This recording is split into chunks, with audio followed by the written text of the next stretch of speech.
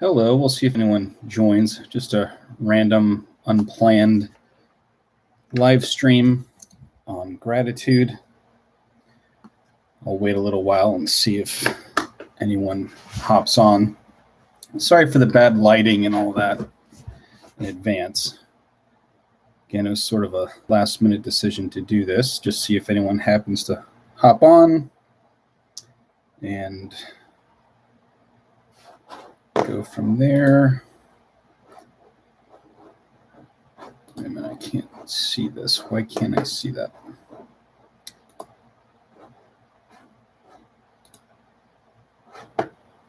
There we go. Says there's 2 people live.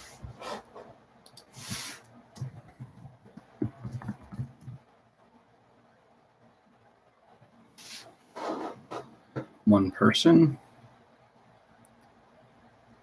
We'll see if we can get a little bit of a critical mass before I start talking about the topic, which is going to be on gratitude for the church. Hello, Benjamin. Good to see you. It's been a while. I don't post much anymore these days. Can you let me know if you can hear me, Benjamin? Sometimes I use earbuds, and I'm not right now, and I just want to make sure this is working okay.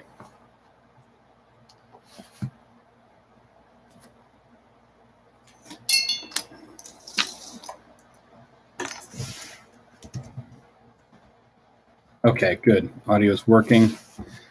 Good to know. Hope everyone's doing well.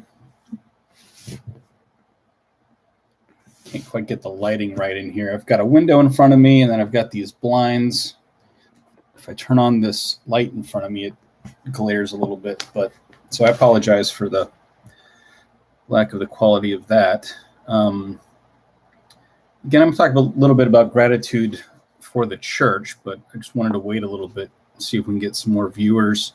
In the meantime, does anyone have any just questions or comments or anything? I got a lot going on for work right now and various projects, so that's always intriguing. Got stuff going on with Faith and Science, Vatican II, book I'm working on, several other exciting things. So looks like we have about 6 people. That's good.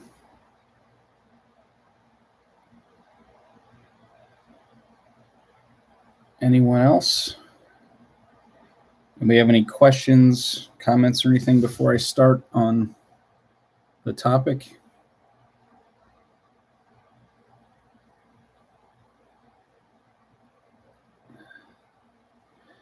Detective Holmes. So I just randomly decided to hop on.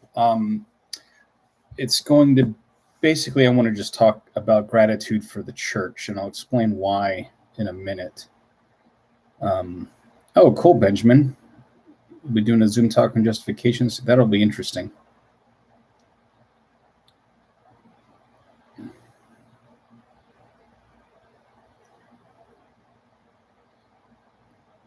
Well, if there's no other comments or anything, I guess I'll just start, and I can repeat some things if people come in later.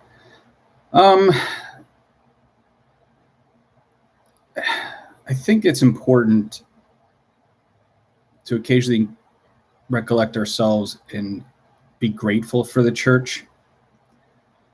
I think there can be various reasons, some legitimate, some manufactured, why people become frustrated and we become disenchanted and bitter and jaded. And sometimes there's a lot of legitimate reasons for that. And obviously we can suffer a lot at the hands of the church.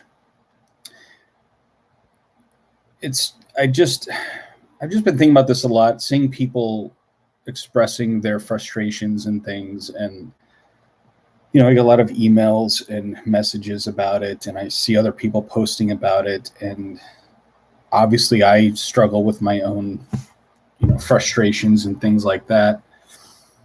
And then I look at some people I've known in my life that are just really joyful and holy and prayerful and all of that. And they don't seem to let things bother them as much as maybe I do and others do. And it just made me really reflect more on why we need to be more grateful. Because sometimes I think it's easy to pick out the negative. It doesn't matter how good life is, we'll always seem to find a way to but that could be better, or that's, really bad. And it doesn't matter how wealthy you are, it doesn't matter how easy you have it, people will just find a reason to complain. We've been doing it for the whole length of humanity, it seems. So it just made me sit there and pause, though, and think. Because there's a lot of people that are devastated, a lot of people who are hurt, a lot of people who are tempted to leave the church, a lot of people who are frustrated with various things, whether they be legitimate concerns or whether they've been led to believe things or concerns that aren't really concerns and whatnot. But in any case, I think there's just a spiritual practice that's very important, which is to intentionally draw our minds to the positive and not always look at the negative. The reality of it is, without Christ, we'd go to hell, right? I mean, that's the bottom line. We need to be saved in Jesus, and we need the sacraments of the church, and we need the gospel. We need the virtues. And it can be so easy to think about everything that's going wrong that we don't stop to think what a great gift that we don't deserve we have in the church. As many of as the problems we might see, real or imagined, there's so many great graces to have that we really, truly do need to be thankful for. I mean, obviously the Eucharist being number one. I mean, the most holy sacrament of the altar, being able to receive our Lord body, blood, soul, and divinity in the Eucharist. And an extension of that, Eucharistic adoration.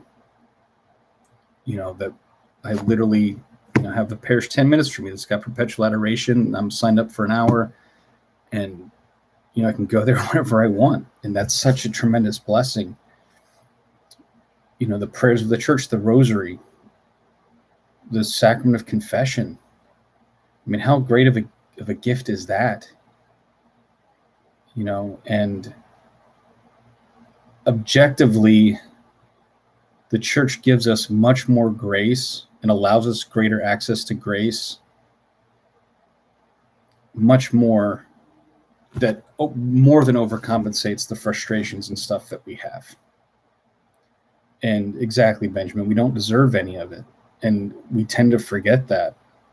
A lot of things I wish were better in different areas, or things were done better, and things I worry about and I would like to see changed in all of that. And I'm not saying those aren't legitimate, but I have to take a step back and say thank you to God for Holy Mother Church. And I specifically want to say this about the church after the Second Vatican Council, because that's the one that people seem to dump on the most nowadays. The church has always gone through struggles throughout history, and we're usually just not as aware of it because they're not our struggles. And there have been so many great magisterial texts that have come out since Vatican II. And I think we sometimes don't take the time to read them. I'm not going to sit there and make a litany of them, but there's so many good ones. Name a few of them, like Fides et Ratio, and even Humani Vitae, and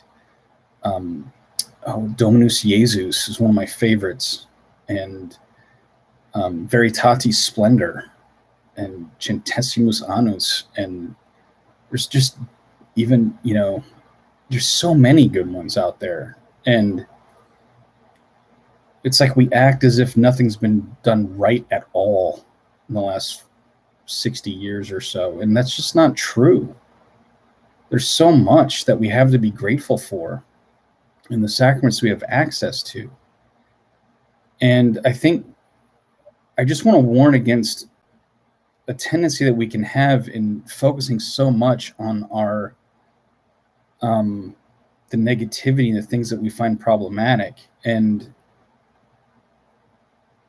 there can be a tendency, literally, I think some people are stuck in this mode of, they go online every day literally with the intention of complaining and seeking reasons to complain. And it's like, if you're in that place where all you want to do all day long is go on Twitter or Facebook or Instagram or chat rooms or whatever and just complain about things, and you're literally, yes, Michael Baumert, that's spot on.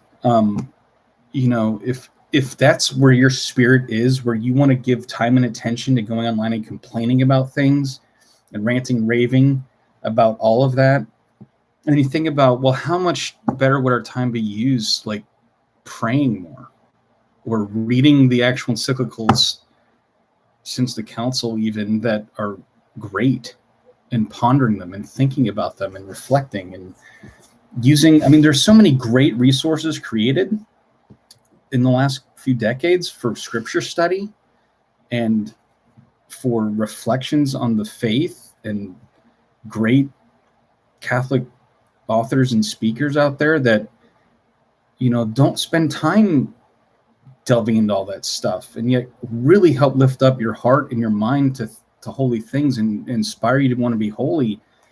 And I think Satan really is trying to grasp people's minds and focus them on the negative, and looking at the speck in everyone else's eyes, and keep us focused on this negativity. And again, I'm not saying there aren't reasons to have concerns about things, but that obsession of, that's all I want to think about or talk about, is what's going wrong and why other people are wrong and why everyone else is evil and why they don't get it, and how they're failing and why this isn't as good as it should be. And just that constant obsession with that is partly pride, but I think it's also something that Satan does. He tries to get us obsessed with these things because he doesn't want us to reflect about anything that's good.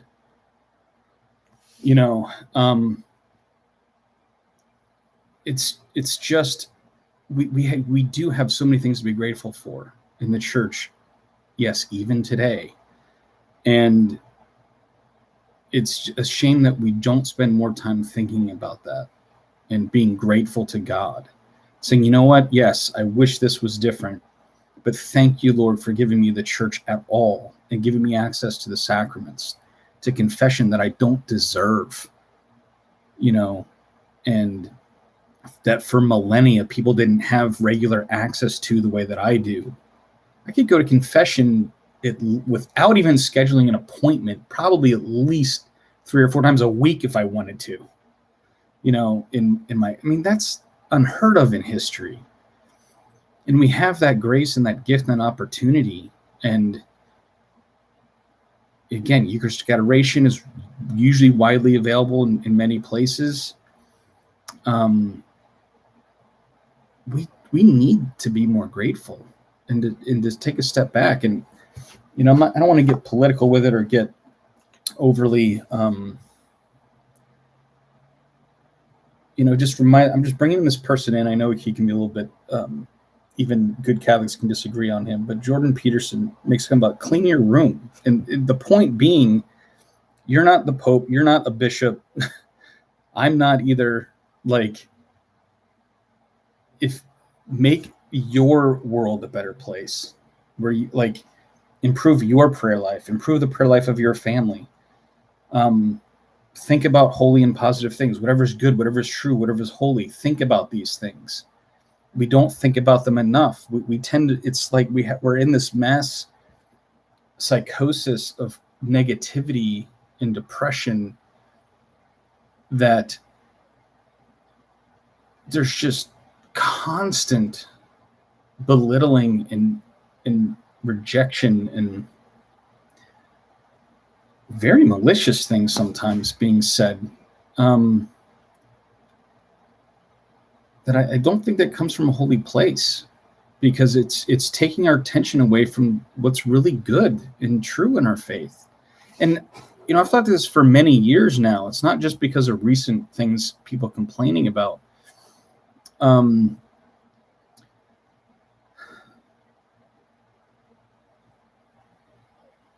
was I going to say? So I was reading some of the comments and spot on there.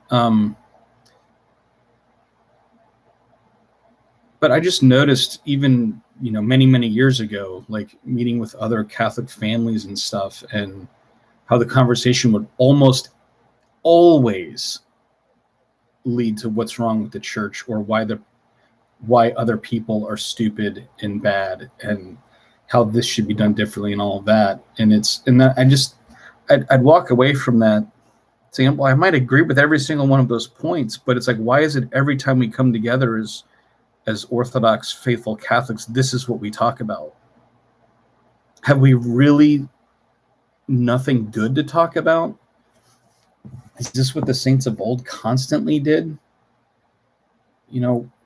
How shallow is our own orthodoxy and our own devotion and wisdom and spiritual insight, that we can't talk positively with one another about the beauty of the sacraments, the beauty of our faith, the implications of the incarnation, the resurrection, the ascension, thoughts about, oh, well, what does that mean for my life? Have I experienced anything that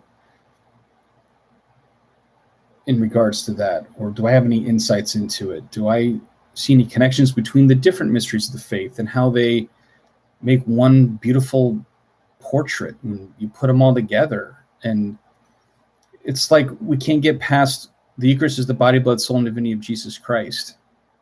Like, and then, okay, well, I've stated that, now let me go complain. It's like, can we pause and reflect on that and speak about the beauty of that, and focus our minds on that reality and how absolutely undeserved and amazing that really is? It's, the gift of salvation and union with God is not trite, and our faith is not a mere moralism. There's real power in the faith, but I think for that faith to grow and flourish, it has to focus on the positive from time to time. Things that are always negative just drag you down, and I don't think they make you more virtuous. They make you feel like, well, I'm better than this many other people, therefore I'm doing okay. The saints of old often lived in very bad times. And even in our own times, there have been many saints living in our own day and age.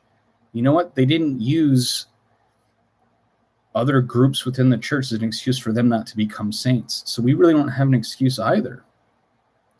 I've been thinking about that a lot lately. Like, that's what we're all called to, is holiness. And, I know I've failed in my life to be as holy as I should. And, we all do, which is why we have confession. But there's no excuse in this day and age. We can't pretend that it's the church's fault that I can't be holy and that I can't be a saint. There's no reason. You're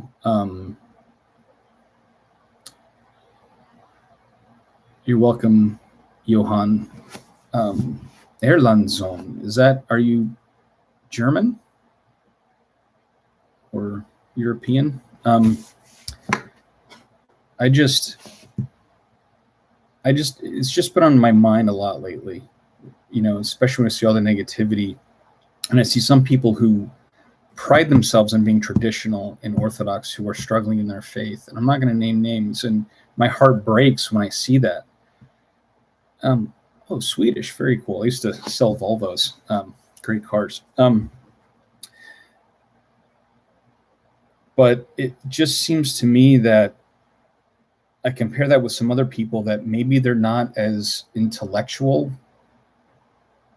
but they're also not as concerned, like every day getting into the dirty laundry of the church, and they are happy and holy and go to adoration and pray the rosary and read devotionals and,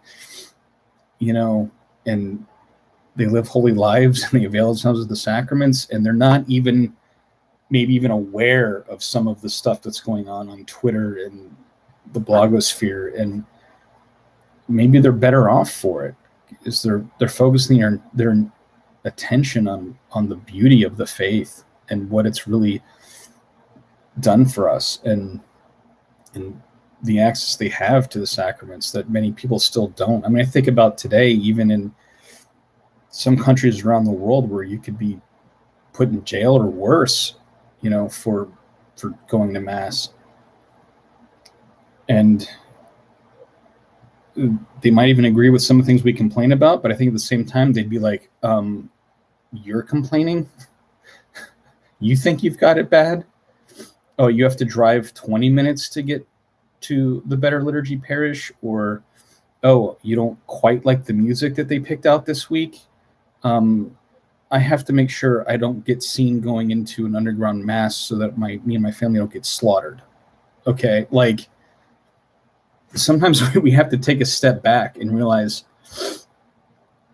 you know what? We're very blessed. And we can try to make small changes in our place. And I think if people would focus more locally, I mean, we talk about subsidiarity. I think if people would start more locally with a charitable attitude, more good would be done.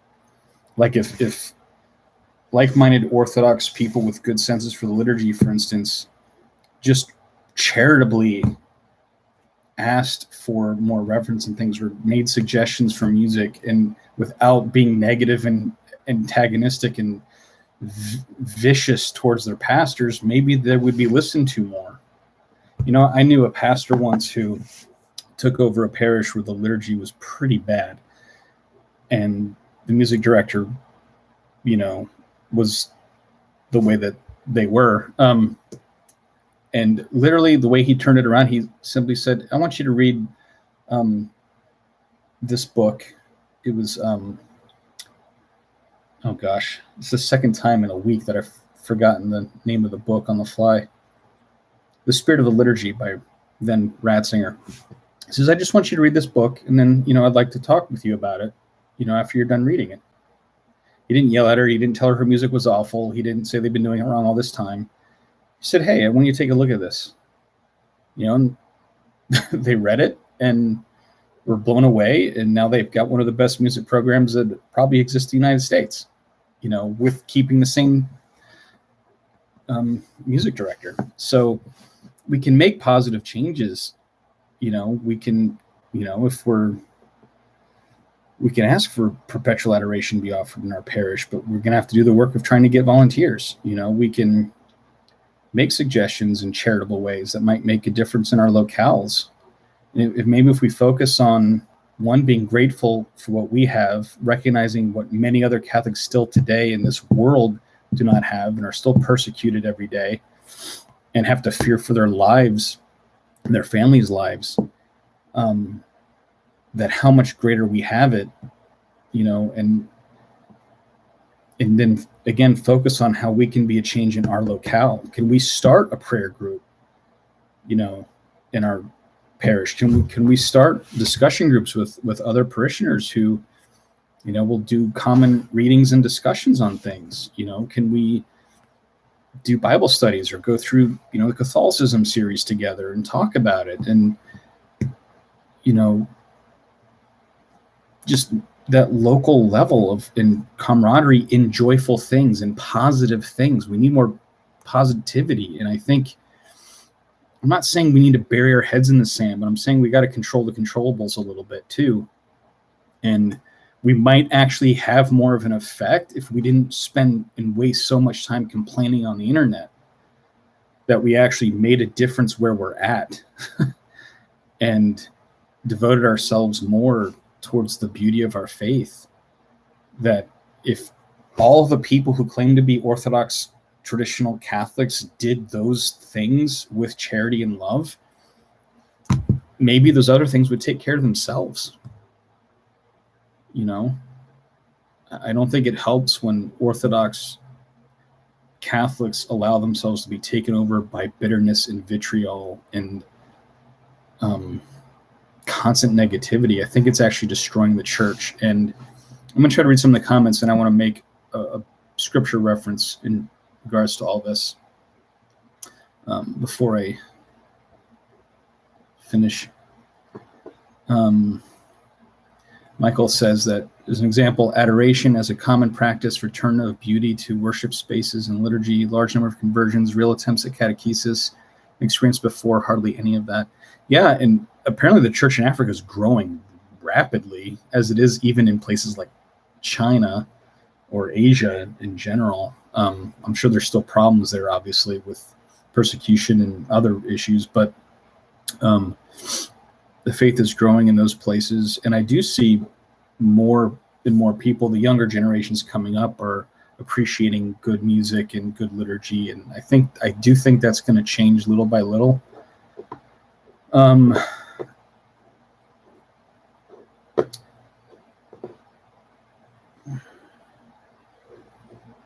It's also a good point, Michael, you say about converts sometimes are in an enviable position to see the positivity. I want to make a reference to a scripture passage. I think it's from Luke's gospel. I'm not positive about that.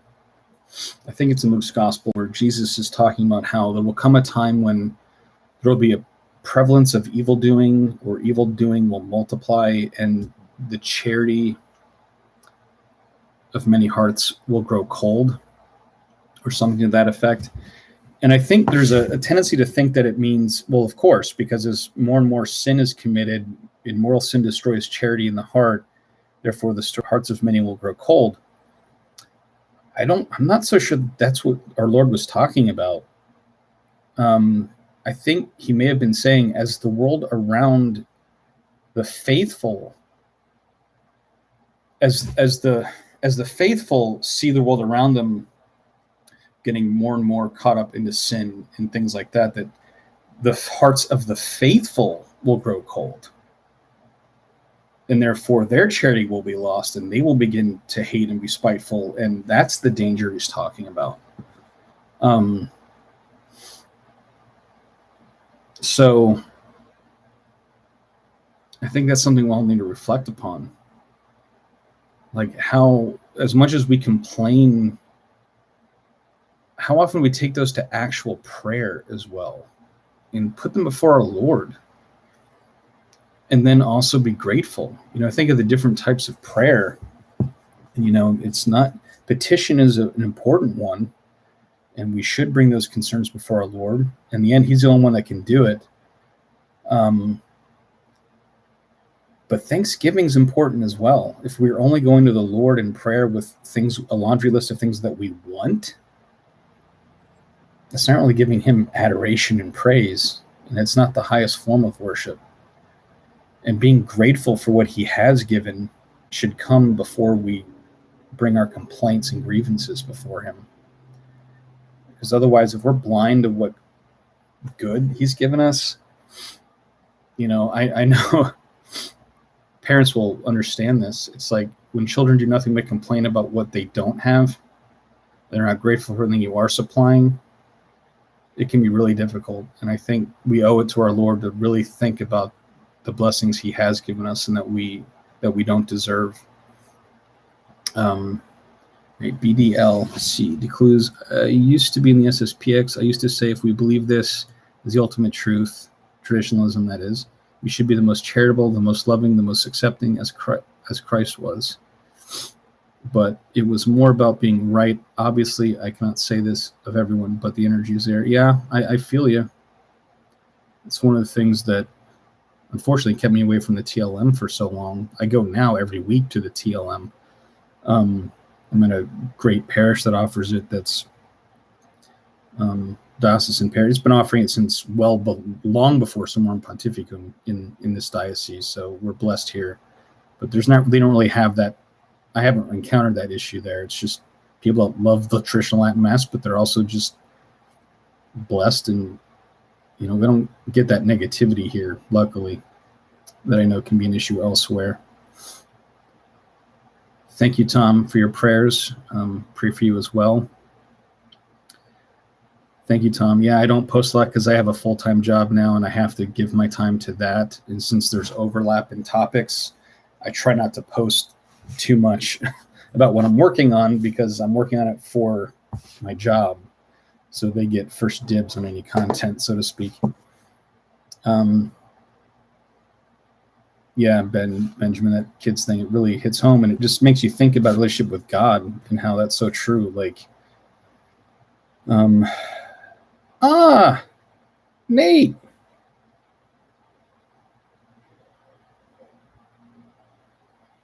Thought from St. Bernard. Oh man, Nate's one of my best friends. You guys have no idea. This is one of the most brilliant people I've ever met. We used to have the best conversations. It's actually conversations with him that make me think of constantly this notion of how my best thoughts have come through dialogue and conversation, and how it tends to, that mutual interaction tends to make it spiral upward. It's conversations with him that really gave me that image and experience, and helped me think that it's got to be something to do with the Trinitarian, the fact that our nature reflects the Trinity. That interpersonal dialogue actually leads to, if it's done in charity and grace, it leads to higher thoughts, because he was one of the best about reflecting on the truth and beauty of the faith and not just on the negativity.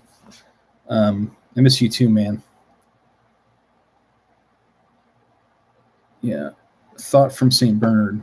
Looking at others and judging is easiest way to avoid spiritual life, not looking at self or God.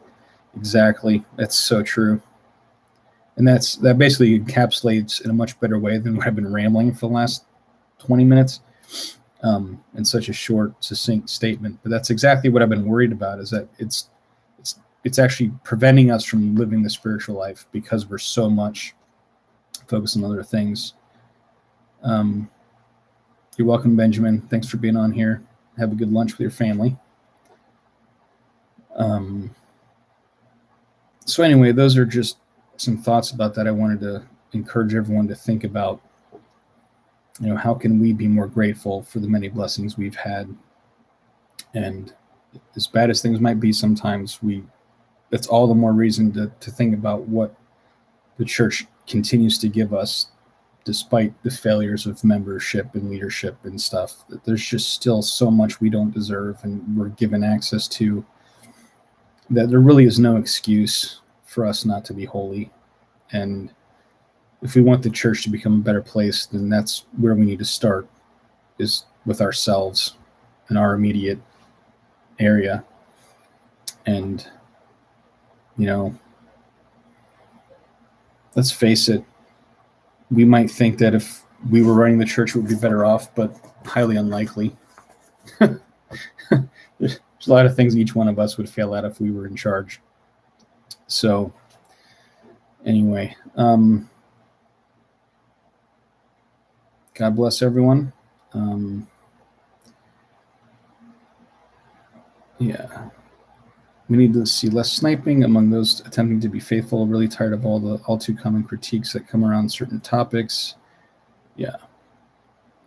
Yep. It's true.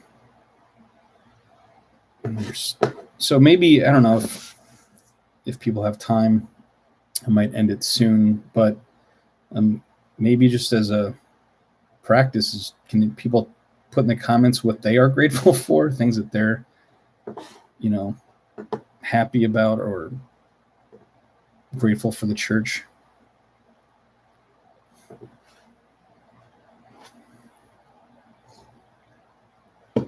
Yeah, Michael, and just, when I've seen completely orthodox teachings of popes and even Vatican Council, like, being portrayed as heretical, and you're like, you really don't know the tradition, do you? But God bless you too, Michael. Peace to you and your family as well. Yeah, if anyone has any things they're grateful for, they'd like to put in the comments, maybe that'd be a good way to get the ball rolling.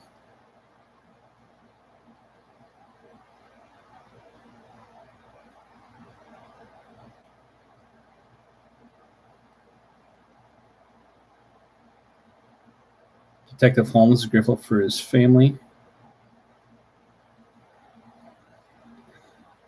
Grateful for coming home.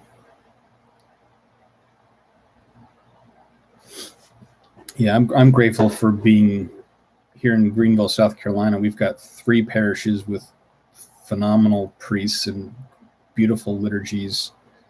You know, I go to the traditional Latin Mass at Prince of Peace, and it's just a great parish. I'm grateful for that. Declan Moore. Yeah, that's funny.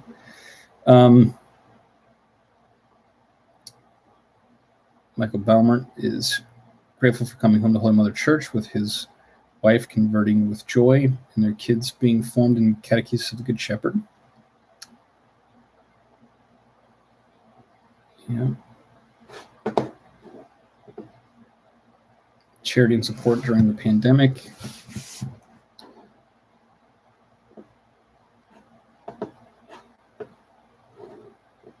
Yeah, don't get me started on modernism. So they announced my fellowship. It was just they're going through the different fellows at the Institute and giving snippets about them and what their fellowship is in and why. And the first comment on there, I'm not on Facebook, but I could click the link and just see that snippet. First comment there was calling the Lubach a modernist, and like, he's not a modernist. Like, this word modernist just gets thrown around. It's absurd. He was anti-modernist. It's so funny.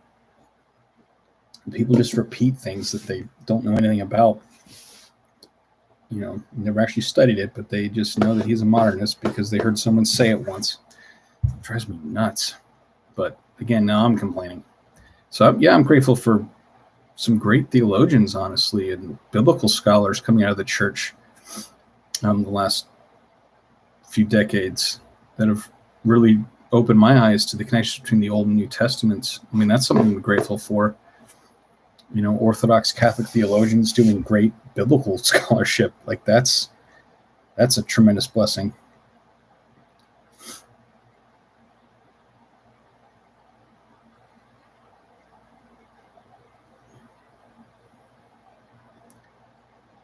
Anyway,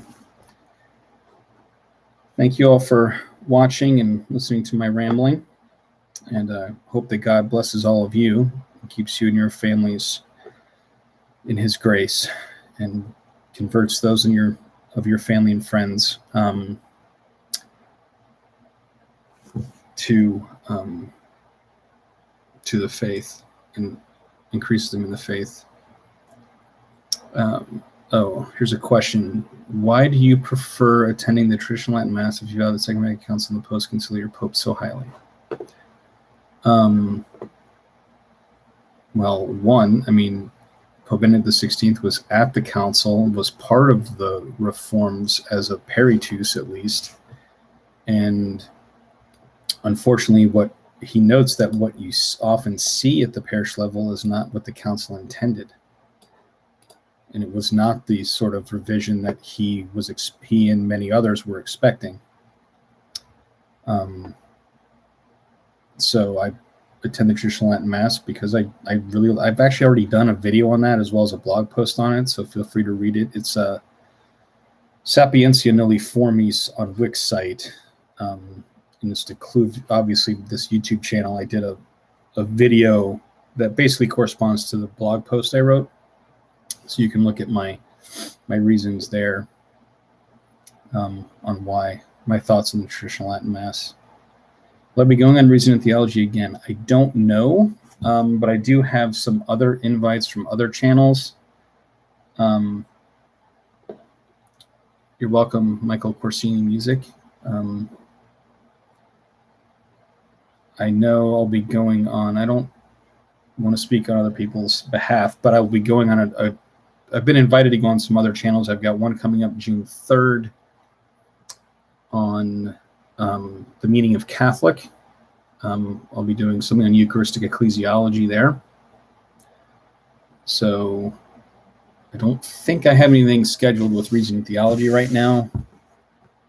I've got another interview coming up for a channel late June. as well. I do a wrecking ball. I do occasionally. I just happen to have the TLM here, and I like going to it. And again, I have a whole video on this if you want to see it. So feel free to watch the video to answer your question. I love traditional Latin Mass. I think it's a great thing. I also love reverent new rite masses, but if you watch the video, you'll find out why I still go to the TLM and why I prefer it. There's nothing wrong with preferring it. I've never said that it's wrong to prefer the traditional Latin Mass. I also talked about this on an interview with Cordial Catholic that was done, I think it released, 3 or 4 weeks ago. So we'll talk about it there as well. I also think that the TLM could use some reforms. There's things in it that I don't like sometimes. So I don't think it's perfect, but either one, golly, I mean, having access to the once and for all sacrifice of Christ is infinitely valuable. And that's part of what I'm talking about. It's like immediately, even in the chat, we want to go into negativities. Well, what don't you like about that versus this? And I'm like talking about, well, can we stop and reflect on the gratuity of not being owed the Mass at all? Like, I'm really glad. No, I'm glad. I'm lucky to have 3 parishes that offer beautiful Novus Ordo Masses as well. And then I do go to, I'm actually probably going to go to Novus Ordo tomorrow because I want to go earlier. The Latin Mass is at noon. And I want to visit some family tomorrow, so I'm probably going to go to a different Mass earlier in the day.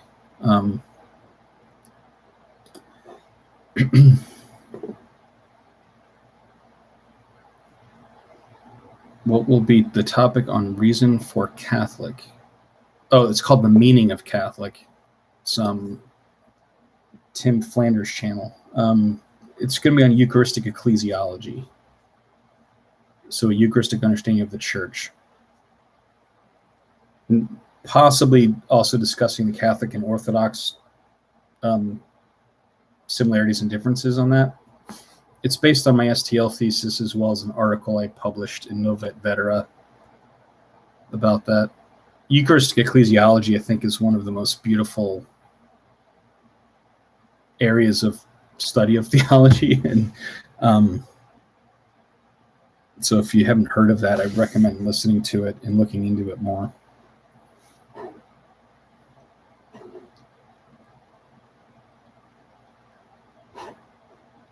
I also like a number of the Eastern Catholic liturgies too, although I do have a preference for Latin chant.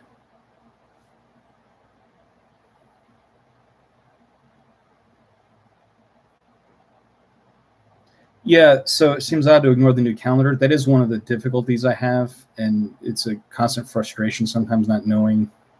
But that's not.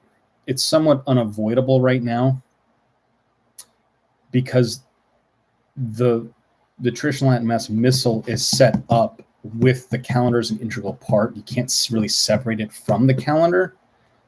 So that's just part of the difficulty right now is it's not really possible to, if you're going to offer their traditional Latin Mass, you can't really separate it from that calendar. They're just, they're interlocked.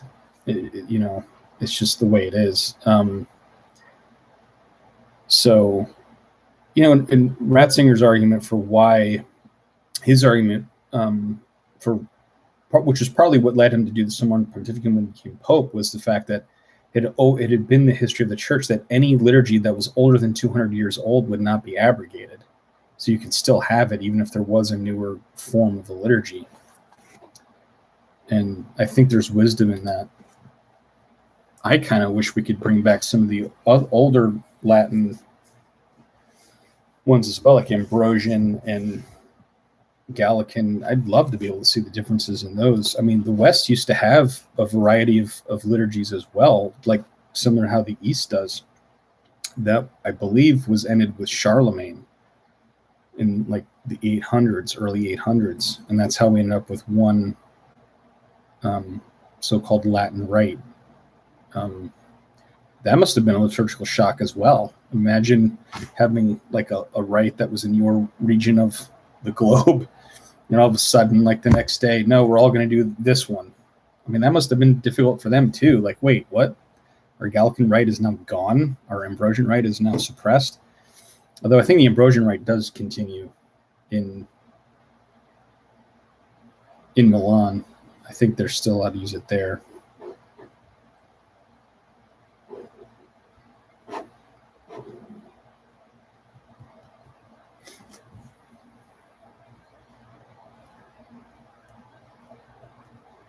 Do they?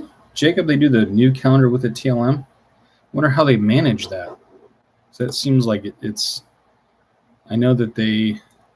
I mean, you can, like, for instance, you could choose... I guess what you could do, in some sense, like, when the new calendar has the feast on a different day, you could still do that Mass for that feast on that day. But it's harder to do that on the... For the major feast, that's possible. But the calendar in general is a little bit different. So like because sometimes there's not a corresponding thing in the calendar. It doesn't use ordinary time the same way we do. So like the time leading up to Lent, for instance, you've got there's no equivalent in the current calendar. And there's no equivalent for what of the ordinary time that we would be having the new calendar in the old calendar. So they're probably doing something in that regard where, you know, they're doing major feasts according to the new calendar, but other things they're probably still keeping from the old calendar. It's got to be some sort of amalgam.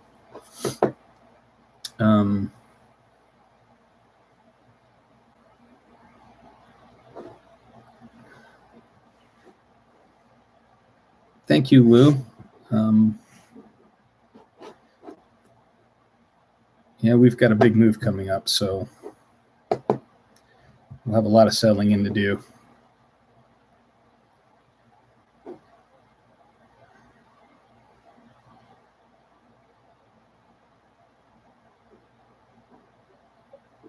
Do I think the Holy Spirit...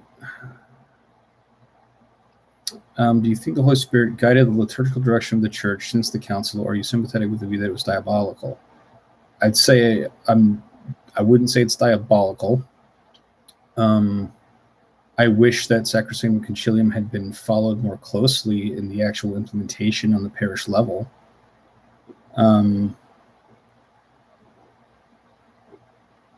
Yeah, that's what I was thinking, Jacob, that they probably still do things like that. So I saw one person post that they said Sacrosanctum Concilium is better than the general instruction on Roman Missal, which is better than the Mass you'll see in the parish. And as a general rule, that's probably true. You know, so I think there are things that I don't like that have been changed. There are things that were changed that I do like. I do think the new lectionary is better. I remember seeing when I was looking into it that there's actually there are more and more harsher references to hell in the new lectionary than there were even in the old one.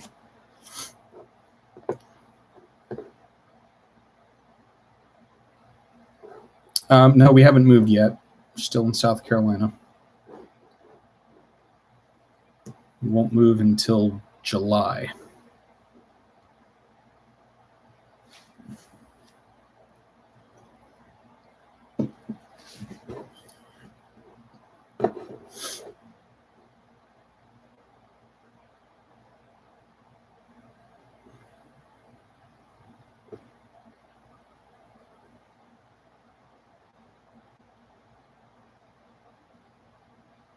I would like to see more Novus Ordo Masses done with a view towards following more closely Sacrosanctum Concilium. If you've ever been to a Mass at Hansville, like they do some beautiful Novus Ordo Masses. Father Longenecker's parish has beautiful Novus Ordo Masses. I don't know if I've been since they changed music directors, but when the old one was there, like the way they did the Psalms, I thought was perfect.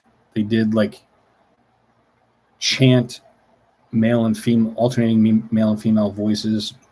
It was like, this is exactly what I always thought the responsorial psalm should sound like. You could actually understand it and follow it, and it was beautiful. I'd like to see that more. And I'm grateful for that. I mean, that was a beautiful experience.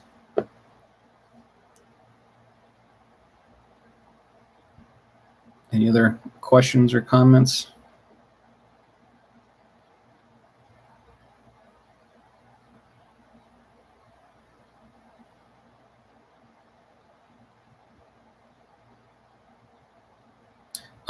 Just a thought that came to me when I'm reading Declan Moore's comment. Low Mass has too many silent prayers, in my opinion. I do think prayers out loud is another improvement, but with one caveat. I think even in Novus Ordo masses, the faithful should have a hand missal and follow along, because I think even nowadays when people go to mass in the vernacular, I think there's also a tendency to zone out and just wait for Pavlov's dog response. Like, oh, I heard what he said, that I'm supposed to respond in this way and say my part, without really reflecting or praying the prayers that the priest is saying. Like the Roman canon, for instance, like it's easy in English to kind of just zone out rather than when you're actually reading it as it's being prayed. You can, and this is what Vatican II meant by active participation. It meant, hey guys, stop standing outside the church door smoking your cigarettes, waiting to hear the bells before you come in, for the consecration. Like, stop sitting there and praying your rosary during the mass. Like, focus on what the liturgy is saying. And I think even in the ordinary form, people would do well to have a missal that they follow along with, so that they're actually entering into the prayers. And especially even the private prayers of the priest, to read through those as he's doing them. Just because they're not directed to you doesn't mean you can't be thinking about what he's praying and the meaning behind it. I think that's what we should all be doing. I think it would be very helpful, because again, that's a problem where it's like there's private prayers in both forms, and if you're just sitting there, distracted, like looking around, that doesn't really help. When you're focused on what's actually taking place and the prayers being said, even if they're not to you, entering into that mindset, I think, is helpful and beneficial in both forms. Any links to the Psalms I was just talking about? No, it's just the way they're chanted at Our Lady of the Rosary Catholic Church. I don't know if they have any, maybe they have some videos online of their masses. Again, back then they had a different choir rector then, so I don't know if it's still done that way. I might be going there tomorrow. It's only 10 minutes away, but that depends. So I don't know if they're still doing it that way. I just know I was like, for the longest time, for decades, I always thought the responsorial psalm is just not done well almost anywhere. I can usually not understand the cantor and all that. And I remember just going to his parish, and I was like, oh, wow, this is what it should be like. Like, it's chanted, it's back and forth. And like this, it was so much easier to follow. I always found it so difficult, the responsorial psalm before. So I'd love to see that become more popular.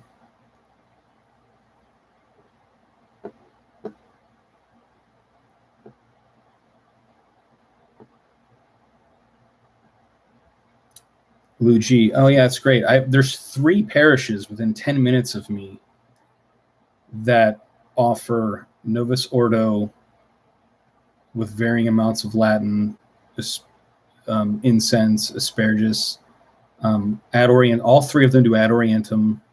I think you can receive kneeling at all of them. I don't know. I think they all have,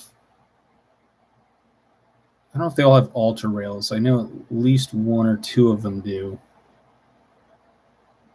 But yeah, it's pretty amazing. We're blessed. I mean, Greenville, South Carolina is a great place to be if you're Catholic.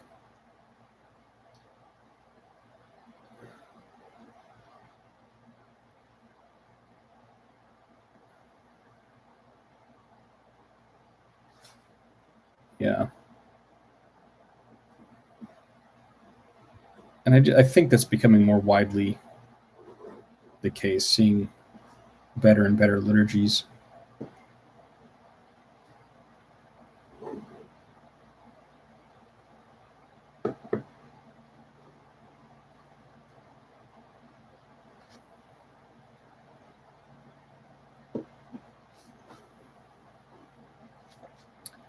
Any other comments or questions?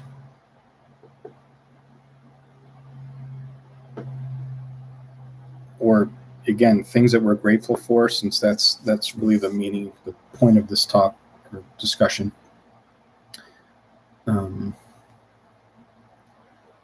Things we're grateful for in the church, despite whatever complaints we might have. Like, what things are we grateful for? Like, that's really what I think we need to focus on right now.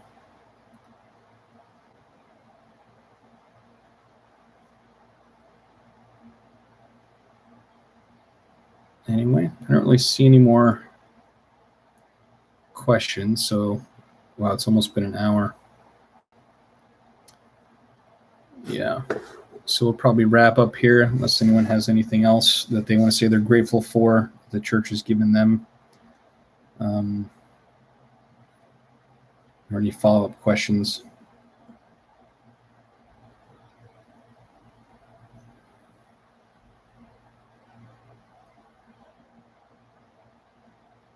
Wrecking Ball, that's again going to kind of take me away from the whole purpose and theme of this, I think. Practically, it did nothing. It was already being done. It just wasn't an official title. But I might go down that road. I'm trying to focus on the positive, so maybe.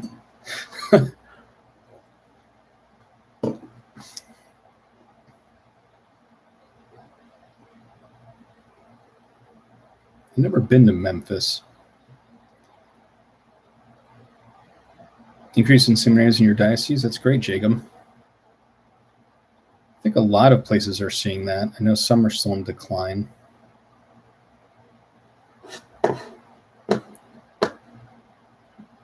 Lou, make sure that you wholeheartedly thank your clergy and encourage other people to do so, because they're probably getting a lot of flack from people that don't like it, and they need to know that they're supported and loved for what they're doing. I do think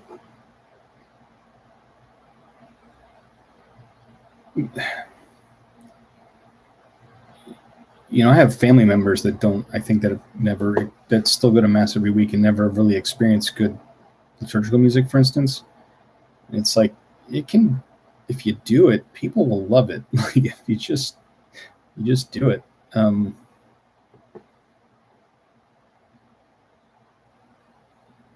Yeah, I'm definitely thankful for the priests we have in this town. We're very blessed.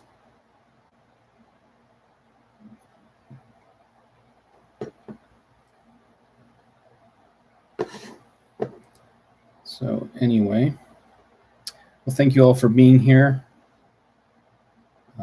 God bless you all. I don't know if I'll keep this video posted for very long, just because as a video, it's a little bit disjointed and slow at parts, but I'll leave it up for probably at least a couple days so people can get the gist of the part about gratitude. Oh. Hey, thanks, Catholic Ben Shapiro. All right, Detective Holmes asks, what is your mission? I always see people display people's comments on the screen. I have no idea how to do that. I am technologically challenged, to say the least. What is your mission as where you see yourself going in the future? Deep question, I know, but keep yourself visible more online. Nevertheless, I'll do my best. Thanks, Wrecking Ball. So I now have a full-time job. I have I had one before, but I have a new full-time job. I started back in December, and then I finished my doctorate in January. So in the future, I don't know what'll happen with this channel. I'm allowed to keep it going, but I really do have to focus on my work for the Word on Fire Institute as the Colonel Henri de Lubach Fellow. And I'll be teaching courses for them, writing books and articles, and helping develop the curricula, stuff like that. They just posted an article about it on Facebook and I'm sure elsewhere, Twitter, I think. So you can read more about that there, but doing a lot of projects for them. I really want, I'll be doing more teaching, which I'll be looking forward to. Hello, Haley, or Hallie. Never sure if I should pronounce your name Hallie or Haley. So I'm looking forward to teaching more classes and writing more again, and helping to develop curricula programs so that courses actually fit in a logical progression. That's one thing I'm working on. So I'm really grateful for that. Thank you, JT Branding, I really appreciate that. Haley. So it is Haley. All right.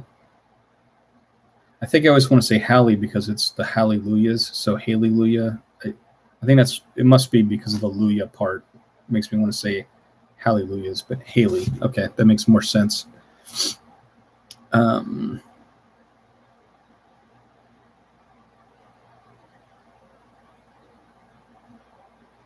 never been to Institute of Christ the King, Declan. I've heard of them. I had a friend that visited them or stayed with them for a while, but I've never actually lived near one of them.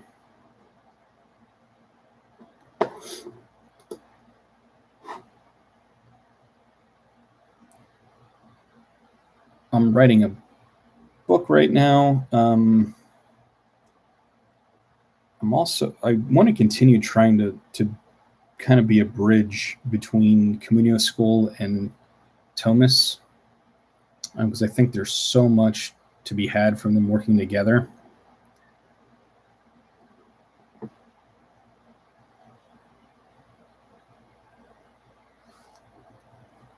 So that's another thing I'm looking forward to do more of.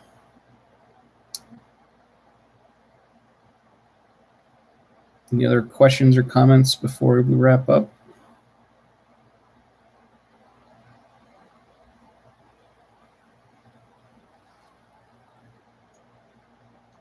And if anyone's wondering, this is actually just water. I have now become convinced that a Moscow Mule mug makes all cold drinks taste better. So I use it almost every day now.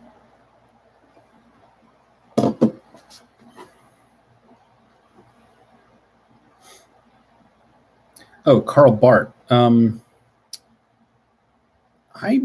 Maybe. I loved von Balthasar's book on Karl Barth because he did a great job presenting Karl Barth's thought, but then also offered some critique. I think Karl Barth's one of the better Protestant systematic theologians out there. The idea of his seeing the need for the link between church and dogma was important. I wish he would have converted, though. Any collaborations with other channels in the future? Yes. And I don't know. I always hesitate to announce before they've announced. So landed on a topic for one channel that will remain nameless. We haven't scheduled a time, nor have we discussed it in probably a month and a half or 2 months. So I don't know if that's still going to happen or not. The Meaning of Catholic, I will be on there on the Feast of Corpus Christi to discuss Eucharistic ecclesiology. I will be on another show, another channel. I don't know when if it's gonna air live or not, but that one will be recorded at least, I think June 21st or thereabouts. So I've got those coming up. So 2 definites and a third possibly in the works.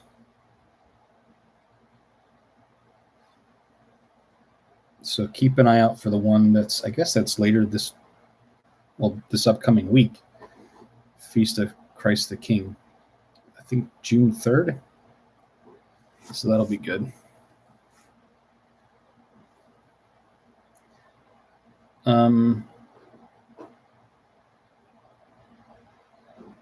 No, I don't want to get in any thoughts on that stuff. That's part of actually why I want to do this video about the need for gratitude, because I think we need to get away from some of this obsession. Yes, with Timothy Flanders. That's who that'll be with. So, yes, more with Dr. Miner would be great. We exchanged emails earlier this week because it had been a while. We're both really busy. And honestly, part of the reason I really want to get back into researching more of the whole nature and grace stuff. But I've got so much more to do. That for work that I can't spend a lot of time on it. So I'm finding it really fascinating and interesting, but I have had to put a pause on my reading on that topic. And that's one of the things that he and I talk about a lot. So I just don't have much time to do much in that regard. A quick narrative on the book you're writing. I don't know how much I'm allowed to say about it. I've probably already said it in the past, but it's I guess, yeah, I mean, basically it's just going to be a comprehensive and coherent book on Pope Benedict XVI. That's basically, it's an attempt to, there's a lot of books on his theology, but most of them just give you a handful of topics and don't provide a comprehensive list of topics. And then even some that do, like one of them's in Spanish, which is actually pretty good. But a lot of them also don't really have a logical order of chapters. So I've chosen a specific order of topics so that I can highlight as you're reading through it how the different topics relate to each other better. So that's basically the goal of that book, is to provide a more comprehensive and cohesive presentation of Ratzinger / Benedict's theology.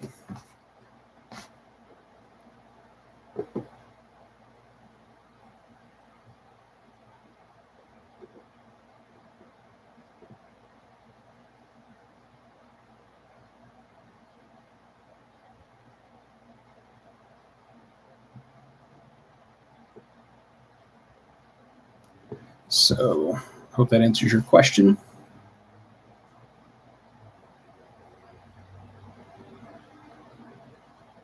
But I'll list him as another thing I'm grateful for. His thought has been a huge benefit to my own theology and spirituality.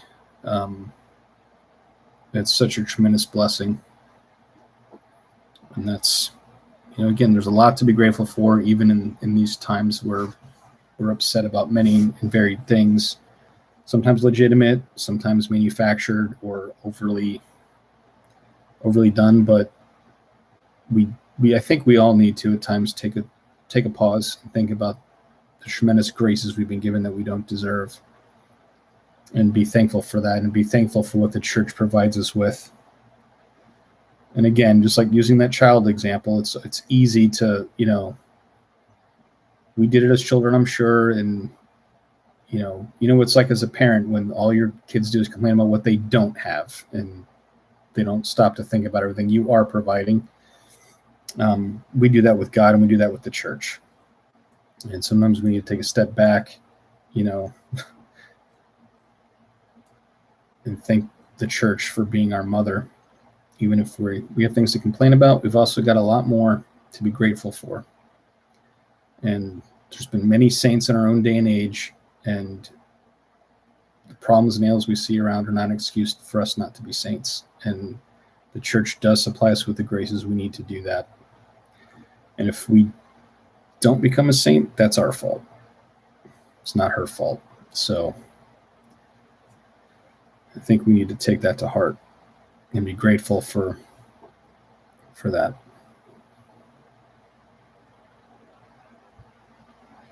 All right. Anything else before we go? You're welcome, Detective Holmes. God bless you.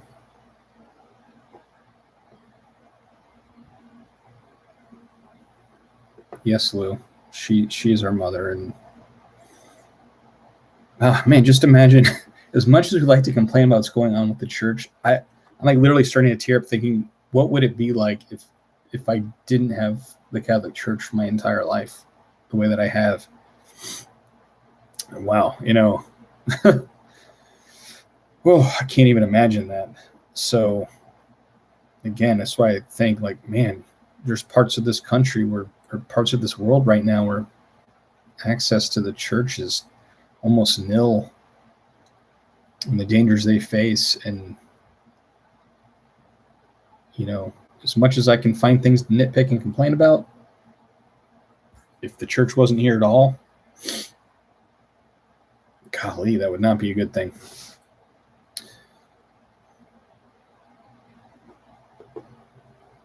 So need to be grateful for her continued presence and subsistence throughout time.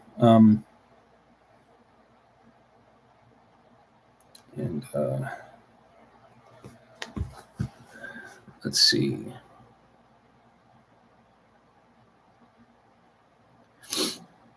A wrecking ball. What's your view on Big Bang and evolution and how they can be reconciled with special creation, death, and original sin? That's a big question.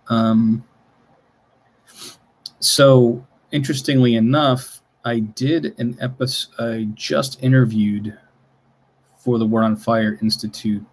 I don't know when the date is yet, but there's a conference on faith and culture coming out, and I interviewed Dr. Jonathan Lumine, who's a Catholic astrophysicist, at Cornell. Like, he's legit expert in his field, and he talks about the Big Bang Theory. I have some background in science. I originally was a science major and I'm certified to teach high school science, in addition to my doctorate in theology and all that.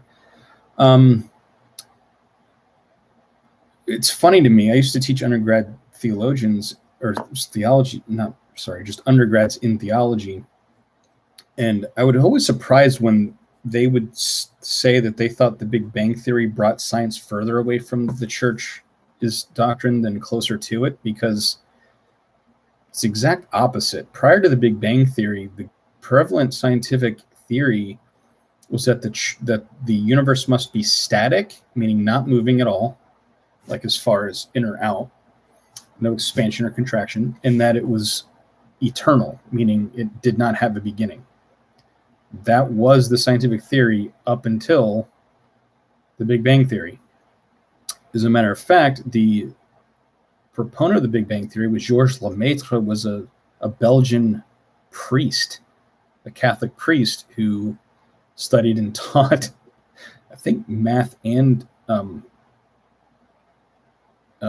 don't know if it was astrophysics or what it was called, but he actually received the second most lucrative prize in science at the time, just second to the Nobel Prize, after being nominated for that prize by Albert Einstein, Georges Lemaitre. And he felt that his theory came about through looking at the science. It had nothing to do with the fact that he was a priest and a devout one at that. He just was looking at the science going, wait a minute, this leads to the fact that there must have been this beginning. He didn't call it the Big Bang Theory. That's funny, because the Big Bang Theory was actually a detraction by another scientist in that day and age that rejected his theory because it seemed to be too compatible with faith, and he knew Georges Lemaitre was a priest.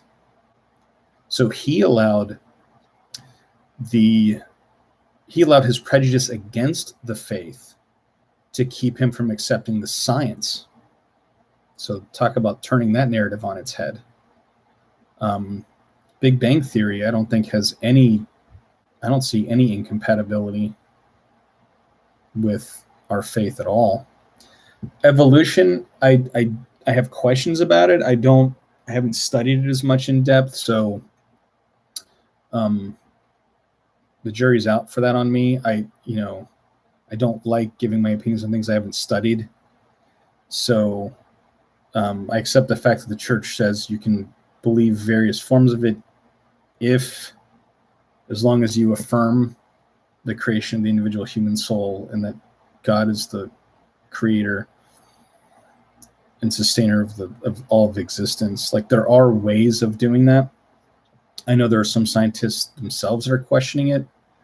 Other scientists say that no, it's pretty much proven. Because I haven't studied the science there, I don't know from a scientific side of it.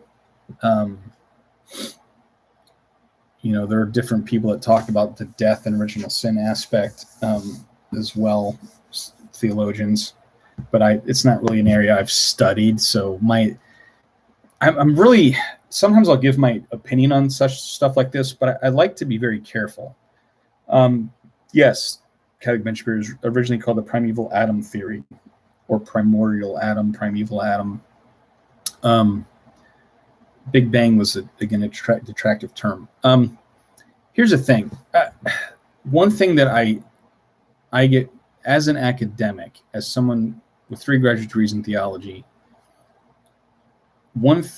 even with all those credentials, I get leery just using that as an excuse to spout off my personal opinions on every single thing that's in any way tangentially related to the church or theology, because it's when people are looking at you with a doctorate and you say something, they're assuming that it's tied into your doctoral studies.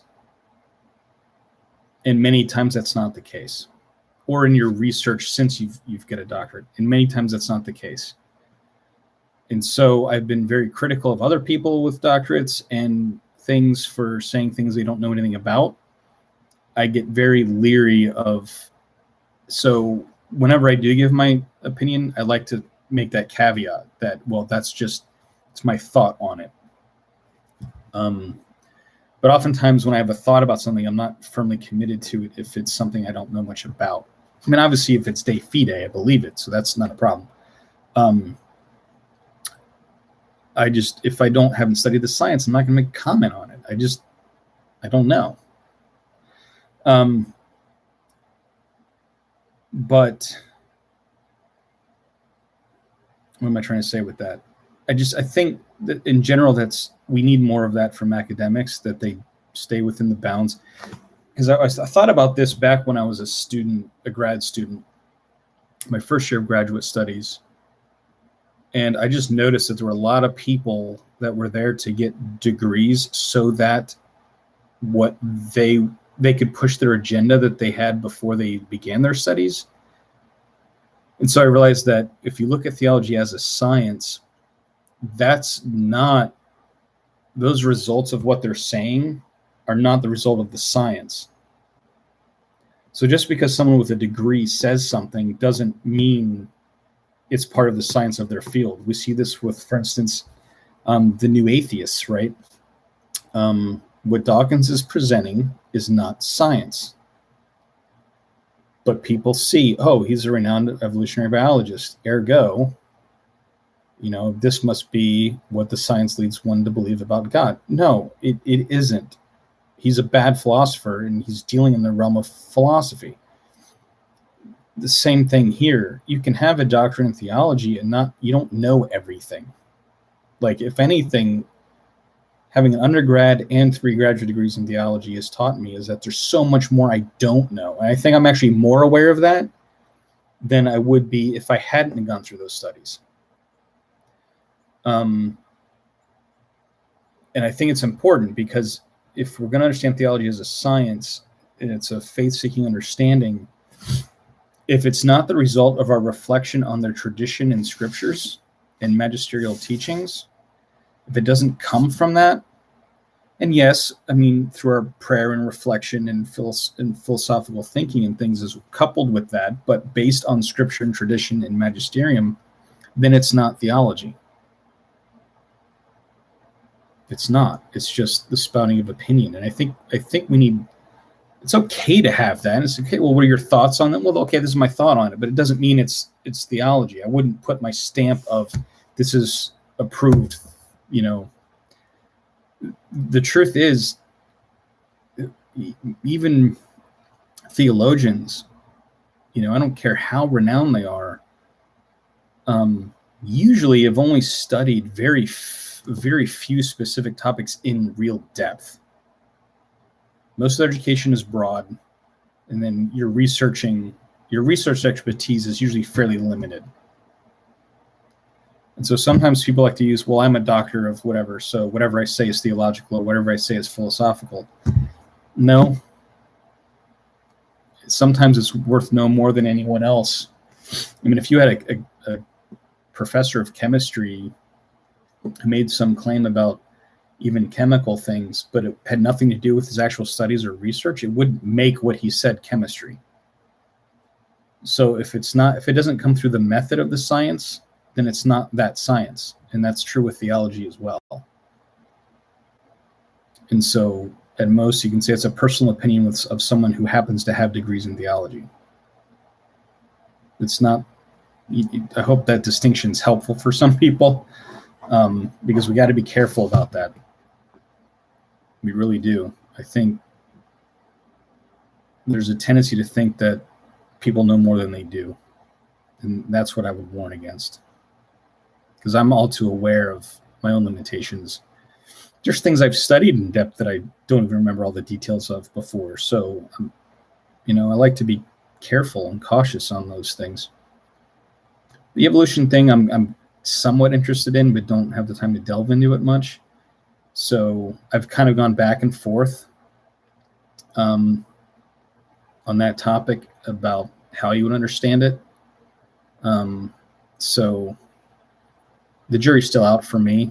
I think I've seen some scientific reasons to call it into question. But again, it's not my area.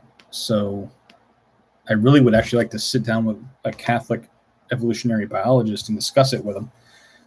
Actually used to know one, but we lost touch many years ago. So I don't know. Hey, Chris, good to see you on here. We need to touch base again, dude. It's been a while.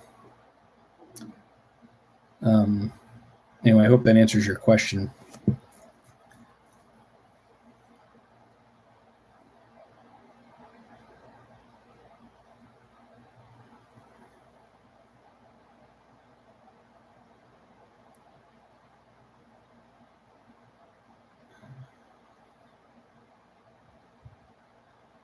All right, a wrecking ball. Do you see any difficulties with the size and age of the universe the Big Bang Theory implies, and how small and short it makes salvation history? No.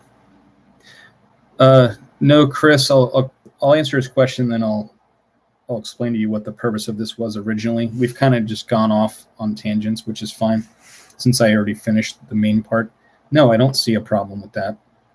First of all, I've seen, I don't remember which theologian it was, but it was within the last year where he was talking about people's complaints about, for instance, well, Christ came so late into human history that, what does that say? Because that's really the linchpin, right, is Christ. So, and the actual answer was, well, actually, if you consider the total population of humans that have ever existed, the vast majority of them have actually come after the time of Christ, not before, because of the great difference in populations before and after. And as far as I just don't understand why people think it's a big deal that the universe be bigger or smaller, or how long salvation history is. No, I don't see a problem with that at all. I mean, you follow the science. Like this is something St. Augustine himself said in, I think it was on Genesis, his book on Genesis. He's like, we need Christians to stop being ignorant about science and making stupid claims. Like, this is St. Augustine back in, all the way back then. Again, the Big Bang Theory originated from the work of a devout Catholic priest.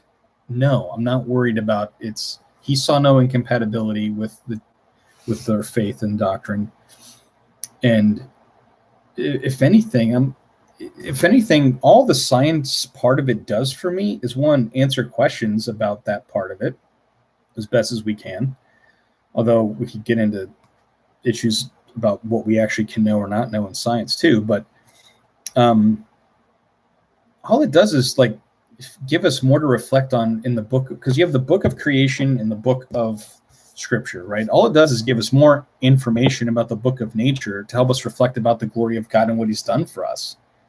So if God created and sustained the universe, man, he doesn't live in time. So God's present to all of that all at once. So the fact that in our time, it may have took billions of years for the earth to form and cool and made this huge, vast universe, and we occupy this one little part, doesn't make me quite, it doesn't, the size of the earth or of humans in comparison to the breadth of the cosmos, all that means is that humankind is worth all of that. And quite frankly, I find it odd to think that it would be better or more grandiose of God to have created a tiny universe that just popped into existence. It's kind of like, it's kind of cool to think about the development of the universe and the expansion of it and all the black holes and things that we can explore. I mean, the heavens proclaim the glory of God, and I think that's true even in astronomy.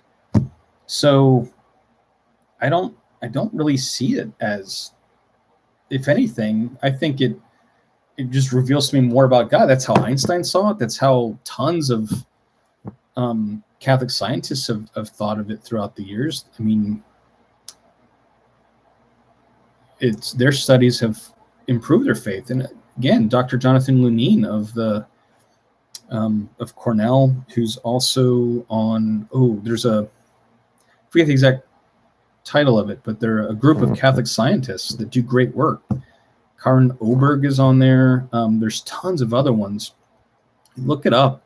Like, they have some great resources. I forget, if you just look up Catholic scientists, you'll probably find it. But they do great work. He does talks about this. I've watched a number of them. Jonathan Lunine, Lunine, on cosmology, and they're really good and fascinating. And I talked with him personally too, before and after the interview I did with him that'll air. I don't know when it's going to air. I did the interview a couple weeks ago. I don't know when they're planning on airing it. We're doing a conference on faith and science. So, but he's a devout Catholic and an astrophysicist, an astronomer, and he thinks they're more than compatible.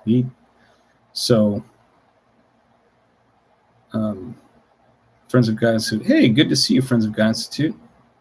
It's been a while. Yeah. So, Chris, is this just Q&A? No, it was originally a live stream about the need for gratitude. Like when we're in the midst of constantly every day obsessing about what can I say negative about the church on Twitter today, that maybe we need to take a step back and realize all of the many blessings Holy Mother Church gives us that we don't deserve, and be a little bit more grateful for what we do have and not only focus on the negative. So that was the intention of the live stream.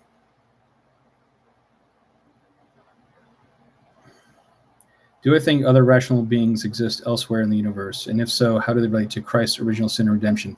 Believe it or not, part of our Faith and Science conference, I believe, is going to have an interview with a Catholic scientist on that question. So look for that. It'll be, I don't know when it's airing, but I think it's already been recorded. Honestly, I have no idea.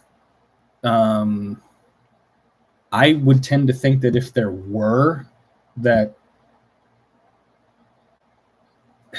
it depends on how you define species, for instance. Is it biologically or is it rational animality? So a biological or a philosophical understanding of species.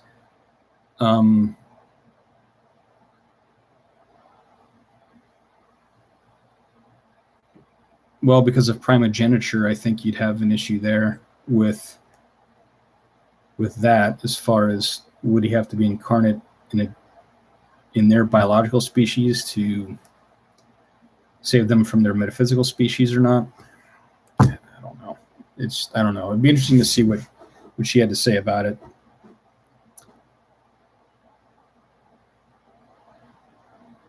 Oh, yes, Chris, absolutely. Catholic Polytechnic University. Chris is involved in getting that started up. So definitely check that out. Integrating faith and science in their curriculum, at being a Polytechnic University specifically, which I think is fantastic. Yeah, doing great work. I'm really excited about them and their programs. The way Catholics going into the sciences could study at a place that they know will be solid, so they can get a good education in science and technology without compromising the faith. I'm really excited about that. Hey, Uncle Nick. Dominic Denova there. He's one of my mom's brothers. Great dude. Love you, Uncle Nick.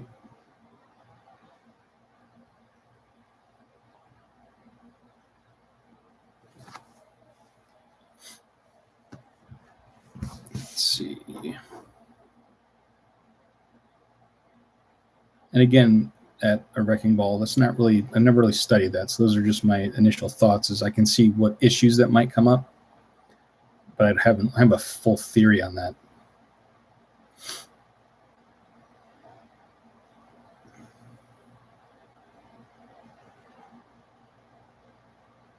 Chris, I don't know when the conference is. We pre-recorded it. Like, I recorded my stuff a couple weeks ago, but it's being released as if it was live, the way that a conference would. And I don't know. I've asked. I don't know yet when it's actually taking place. It's part of the difficulties of working remotely from a different state right now, is I can't just walk into my boss's office and ask. So I don't know. I don't know when it's airing. I think it'd be soon, but I really don't know.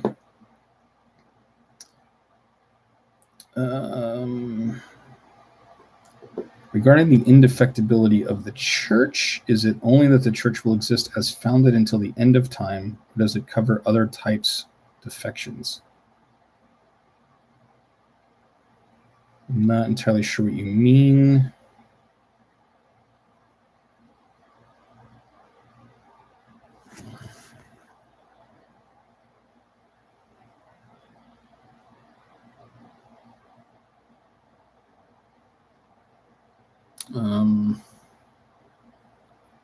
I think it means that it will continue to exist in visible, recognizable form, and you can actually point to, there's the institutional church. It will be visible. Sacraments remain valid, and the dogmas of the faith will be protected from error. If this is, what do I think of Ronder and Ratzinger's Episcopacy Primacy book? Now, I have read portions of that book as part of my research. I didn't read it like cover to cover, because I read it for specific topics. I remember more of the Ratzinger stuff in it, because that's more of what my focus was. And I thought that was good. Made some good distinctions. I don't remember if I read any of the Ronner side of that. It's been a long time. That was probably a decade ago that I read from that book.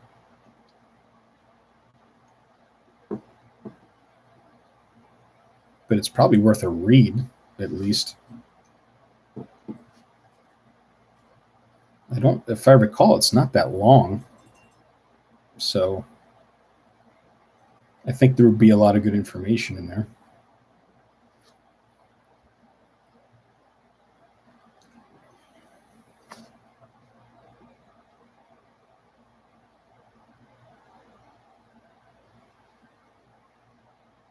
I probably should read that book again, actually. since ecclesiology is my favorite area of study. I got drawn away from that for my doctoral dissertation into a different realm, so I need to get back into it.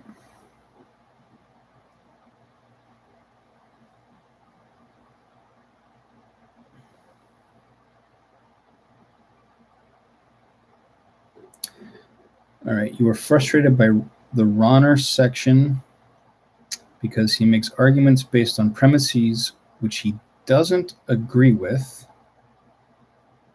and which Vatican II rules out. Okay. Well, and that could be because of when it was written, Connor, because that was an open question, that question about whether bishops were just being priests with jurisdiction. And also, if he's presenting an argument on a premise he doesn't agree with, then is he actually making that argument or just showing that this is a line of thought that exists? I know it was in the 60s, but I don't remember when it was published in German. I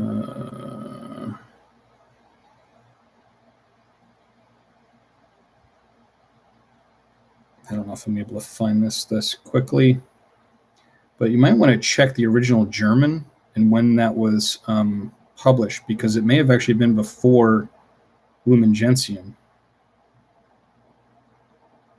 I think it's Episcopal Primacy, right? Yeah.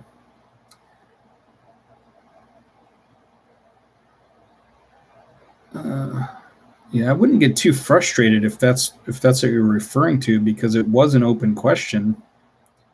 And if he's just explaining that this is a line of thought, okay, yeah, I mean, it looks like even the English edition was 1962, January, so that's before Vatican II even opened.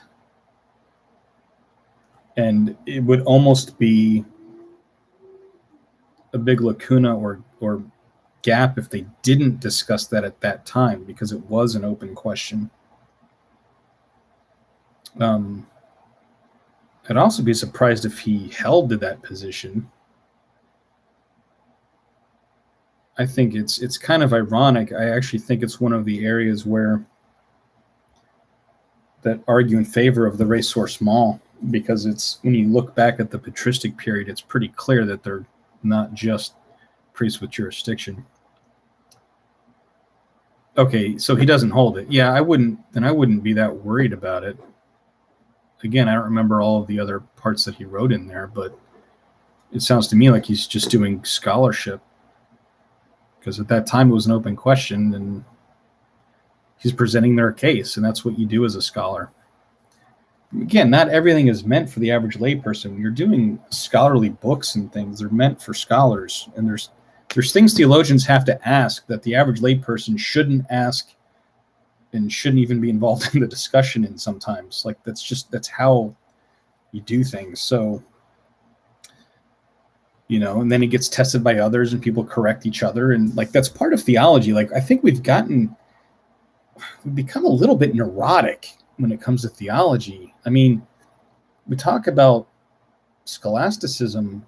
Scholasticism thrived on the disputed question. That was where they made their bread and butter. That's what made scholasticism, right? I mean, literally it was, okay, here's a question. Present the arguments for and against, or like, you know, from the church fathers and things, and then you respond to it. What do you think? I mean, literally, that was how scholastic theology thrived, was through people presenting their assessments of both sides of the arguments on theological questions that Catholic bishops and theologians disagreed on, and then to give their assessment of the best answer. And nowadays, it's like, if there's any dispute in theology, not faith, but in theology, people wig out and they get apoplectic. And it's like, calm down. Like, there's plenty of history of this. This is actually normal and healthy for theology, which is faith-seeking understanding. You know, there's a difference between theology and the faith. Theology is a reflection and expression of the faith. The faith is what we must hold. Like, we're all going to think about it. Doesn't mean anything goes, of course. I mean, there's bounds, but sometimes you don't know those bounds until someone says something that crosses it too. So, even Orthodox, even Augustine was wrong on some things. It's not like, even Orthodox saints can't be wrong on theological points here and there. Aquinas was wrong on some things. It's fine. Like, don't freak out. Not everything's a heresy.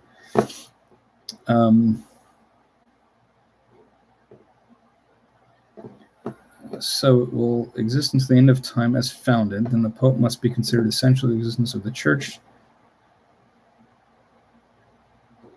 Yes, Naomi. I would agree with that. Now, the means of selecting the successor can change because the Church herself has the authority to decide how the successor will be chosen. So the means of selection can change.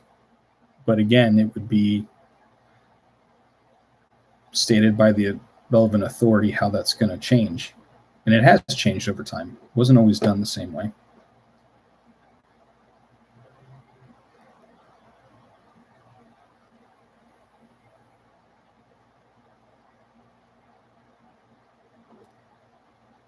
It's a good reference, Chris, about Scott Hahn saying that 98% of theology has not been done, only about 2%. All right, Connor. So you were looking for answers to questions he didn't provide and was disappointed that I didn't find them when he discussed exactly what my question was. Well, do you want to restate your question and see if maybe I have a different way of looking at it? Yeah, Ronald can be very insightful on things.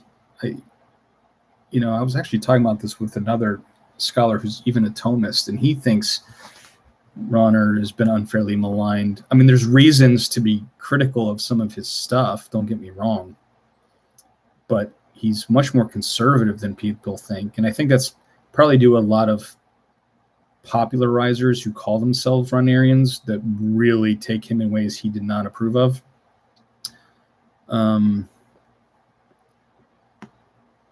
But yeah, Connor, why don't you go ahead and just post what your question was that you were hoping to find an answer to and see if I might have something to offer on that. I may or may not. It's been a while since I've studied that ecclesiology in depth, but Edmund Burke, can one work on the Church Fathers in a classics PhD? Are you asking if there's any classics PhD programs out there that deal with the Church Fathers? I don't know. I do know you can get doctorates in historical theology and focus on the Fathers. I know CUA has that. Any school that has a historical theology as a doctorate, you probably could. You may still even be able to find doctorates specifically in patristics. But I don't know of any offhand that are called that, but I think there probably still are some universities that do that. Do I think Pope Benedict will be a doctor of the Church? I hope so. I don't know. I hate to say it. I don't know if his resignation is going to help or hurt that.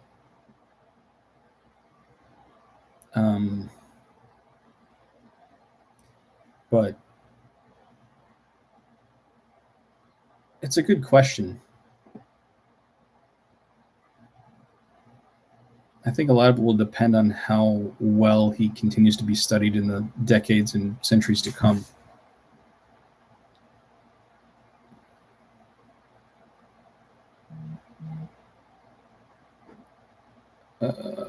IR review.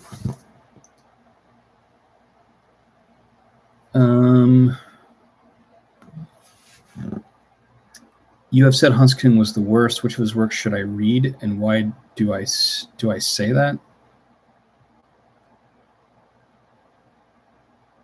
which works of Kung should you read? I don't necessarily recommend you read any of them. I mean, the worst of them was his one on Unfehlbarkeit. Sorry, that's German. I don't know if it's in English. It might be. I think it is, but he wrote a book arguing against papal infallibility. And then Rahner was the editor of a volume to which several theologians contributed in response to Kung, against Kung's position. I honestly don't. I don't waste my time reading Kung, to be honest. I don't know. So I couldn't help you there because, yeah, that's the big book that got him into big trouble, and so that's the one that I guess would be the most important, but just, yeah, not a Kung fan.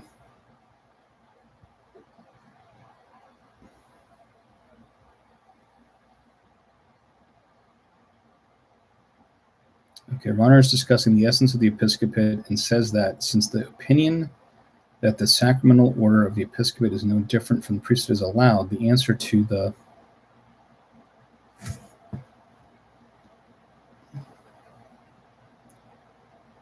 must be found in jurisdiction. Right, and yet he doesn't agree with that. Right.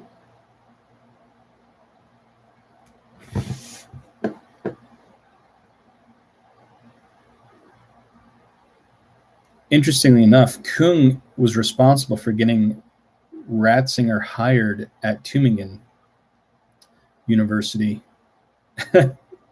And they've been butting heads ever since.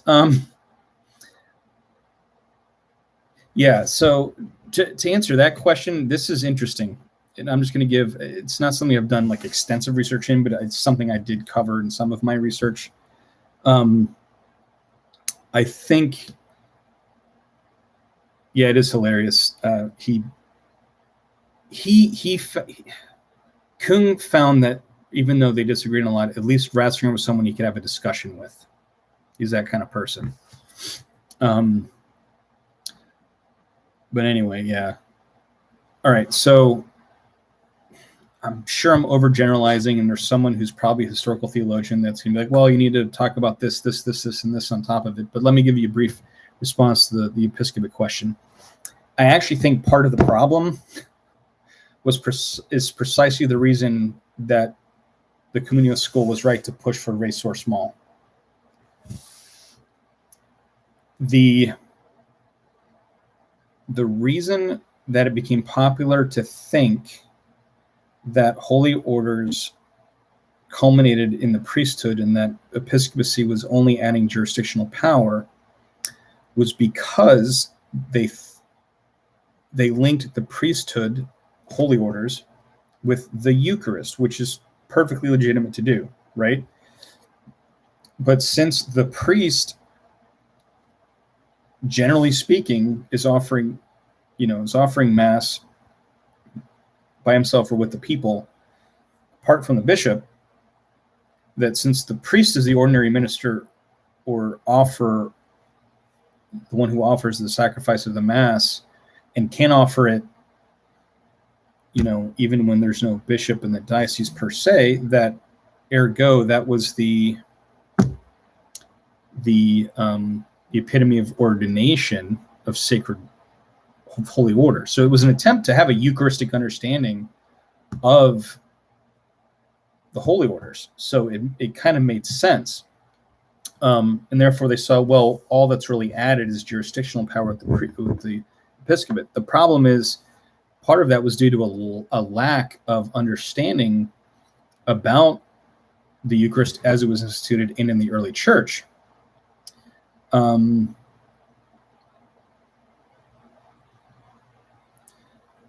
That in that case, there is, sorry, I was trying to read your other comment there.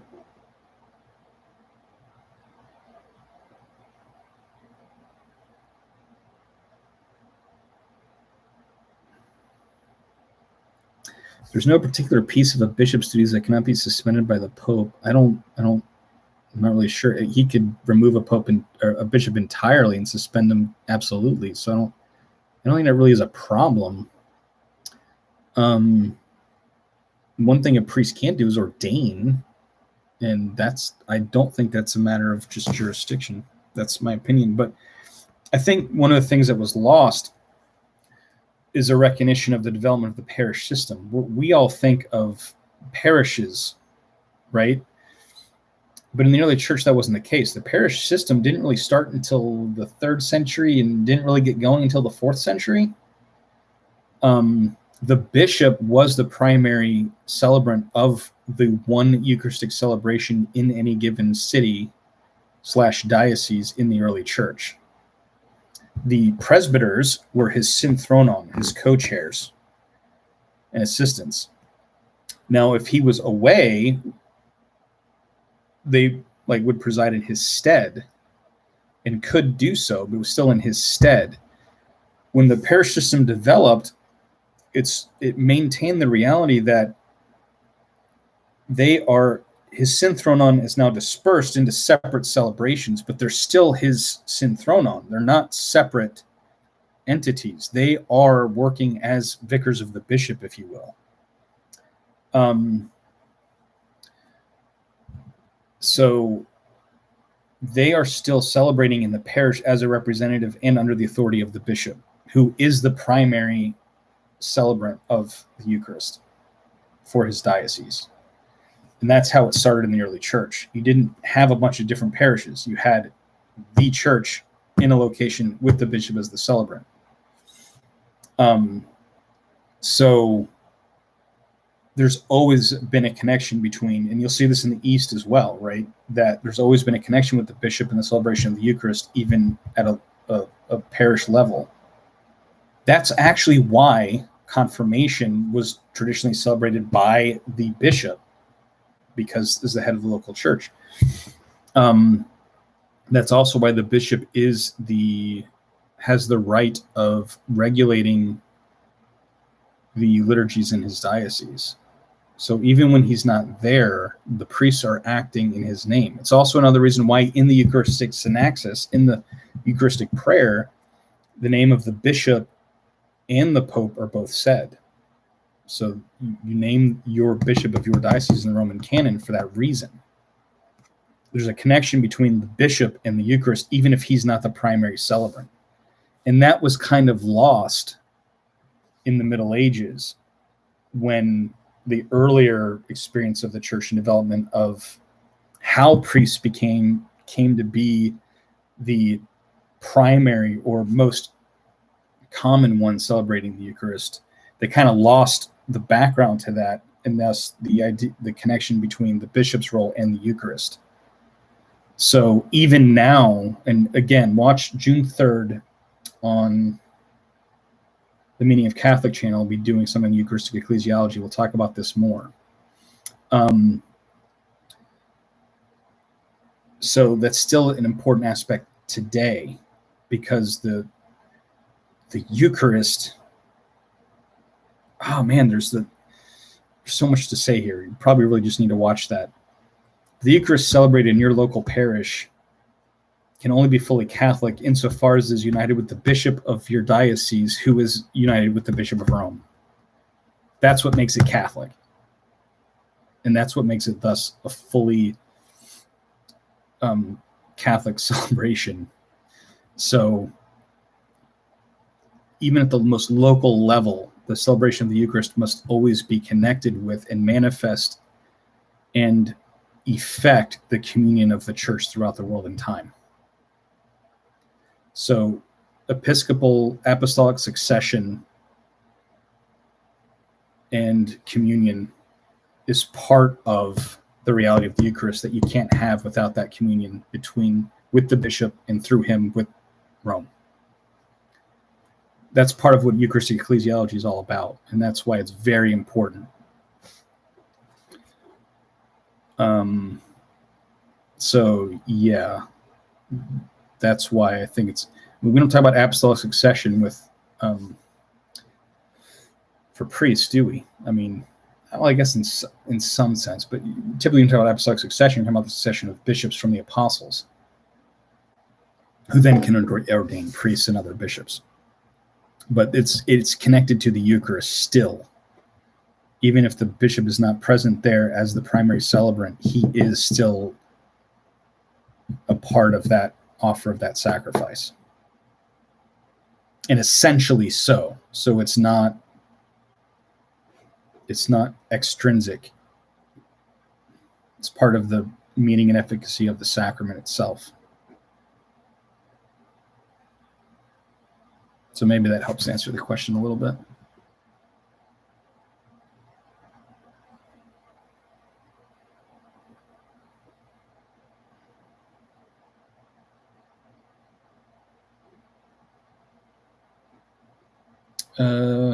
Have I still been really busy lately? Yes, absolutely.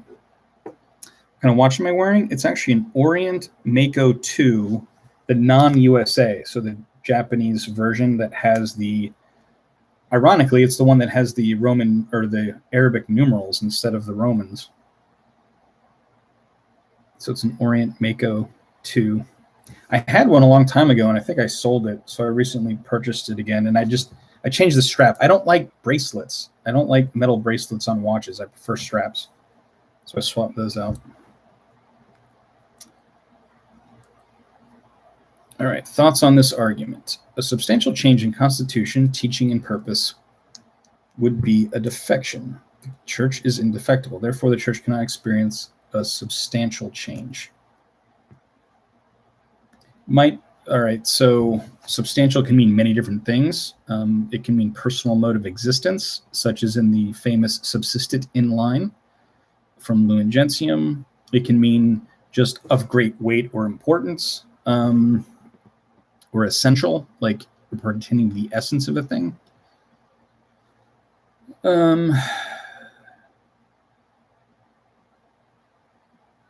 In general, I think it seems like a valid and sound argument.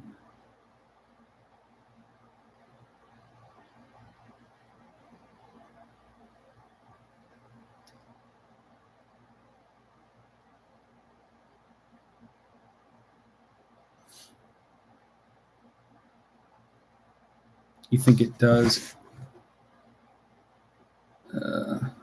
Thanks, Zachary.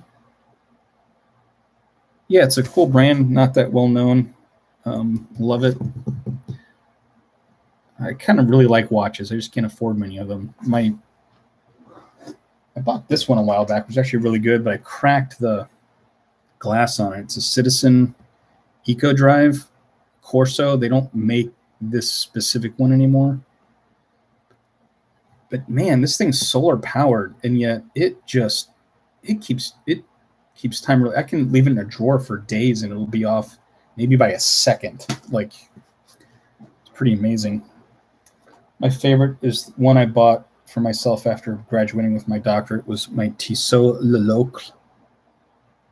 I love Roman numerals, but anyway. Some more watches like to get, but I can't really afford them. I'm also big into fountain pens. So let's see. Yes, leather straps feel better, and I think they look better. They're more classy, too. I mean, this one's not dressy, but I don't, you see, it's funny because in the watch world, James Bond is notorious for using the dive watch as a dress watch with a bracelet, and that's not really... It's actually considered not a dress watch and not a dress band.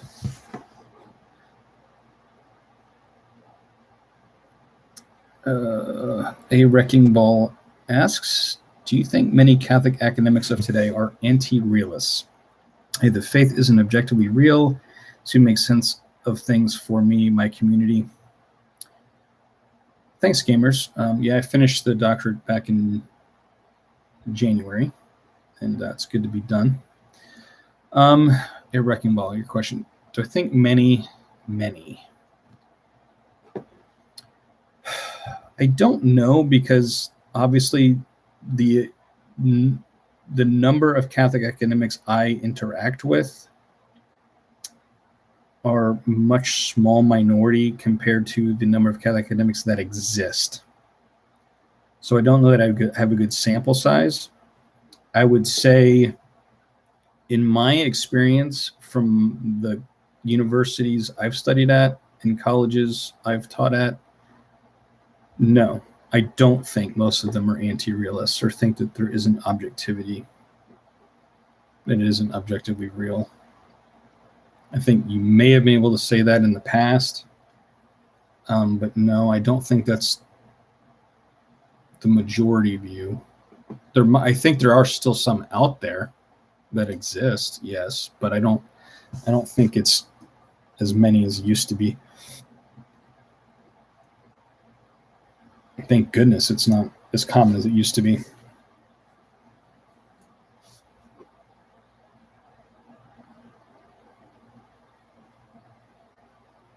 And I'm sure you'll still find them out there, but I think that's becoming less and less the case. I mean, although I remember going to school with some students that seemed to think that way. And it bothered me. If you read my blog, it's, again, Sapientia Nulliformis. It's on Wix site. You can also just look up the Lubach, I think, and it comes up.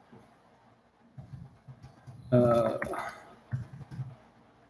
how you spell it, but it's on Wix site, Wix. I have a whole series of blog posts on my theological journey, and I talk about some of those experiences.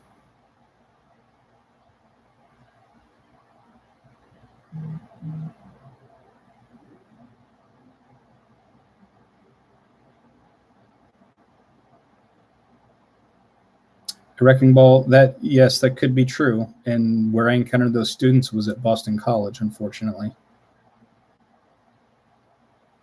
But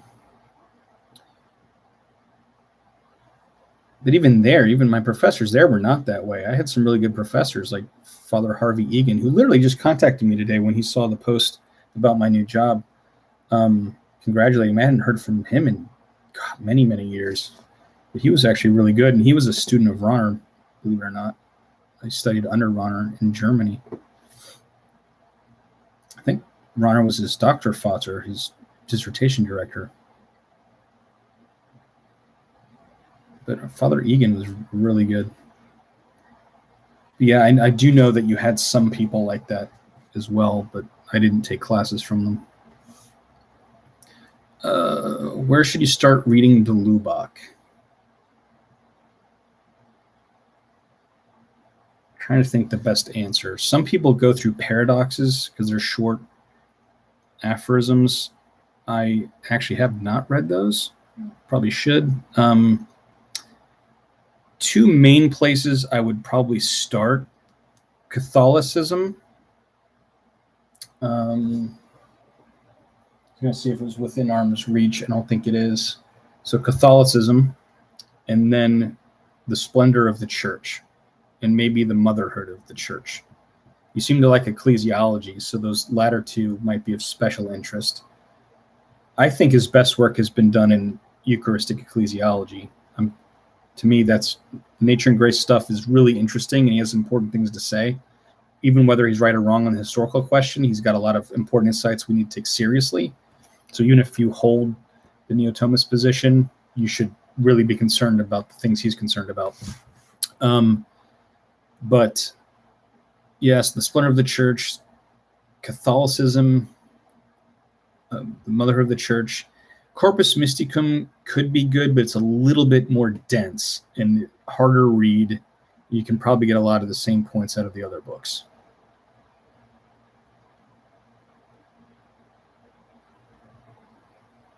Mystery of the Supernatural is definitely a good book.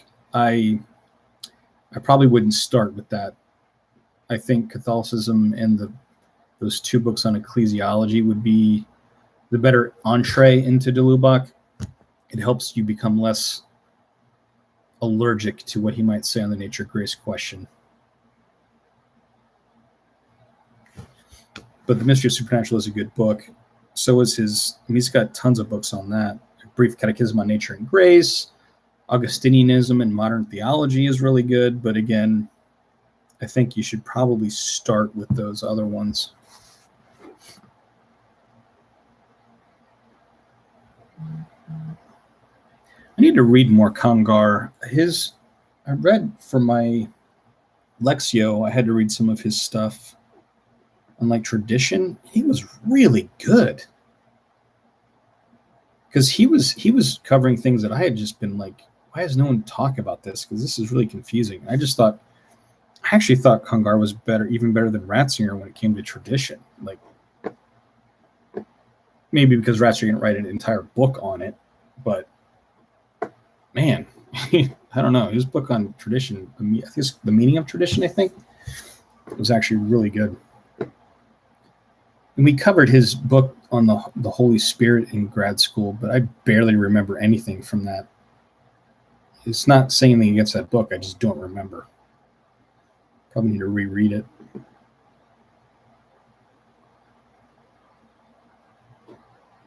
Yeah, Tradition and Traditions. That was another one that I read as part of that. Yeah.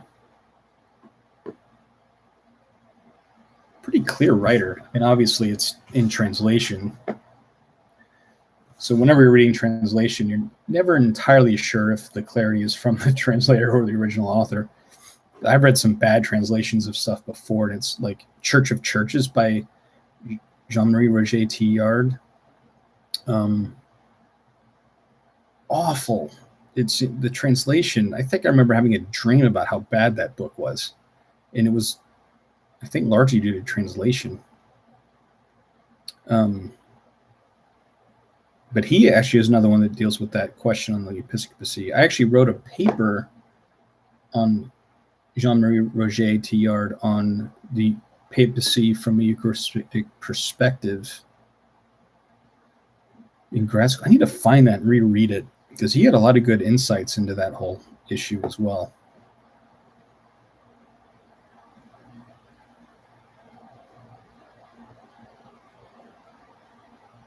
I never read his booklet. Yeah.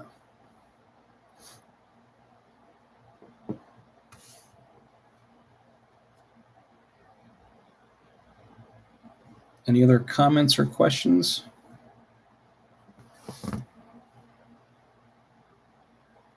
Leak City. I don't know where that is.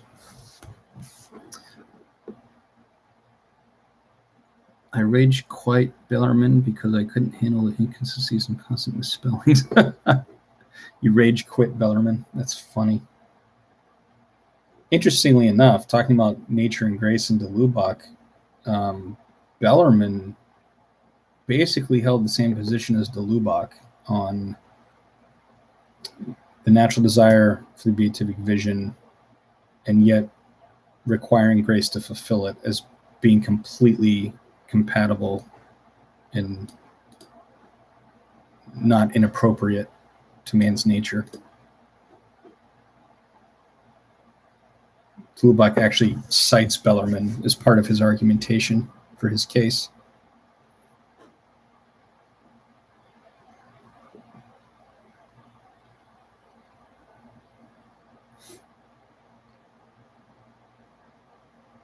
Wow, been on for 2 hours now. Really didn't plan on that. Just thought I'd hop on. A Wrecking Ball? No, I have not.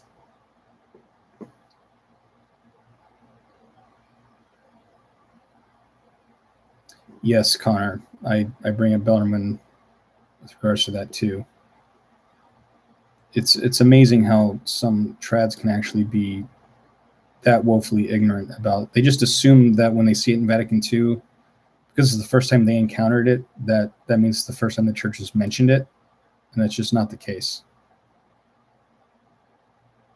Pius X, Pope St. Gregory VII, Robert Bellarmine have all made very similar comments as Vatican II on that.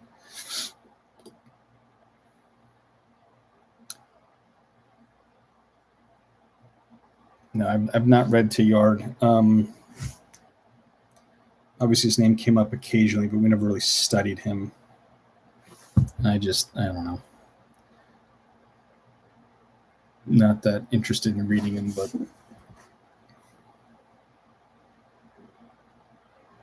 I believe he was actually a paleontologist, believe it or not. Chardin, that is.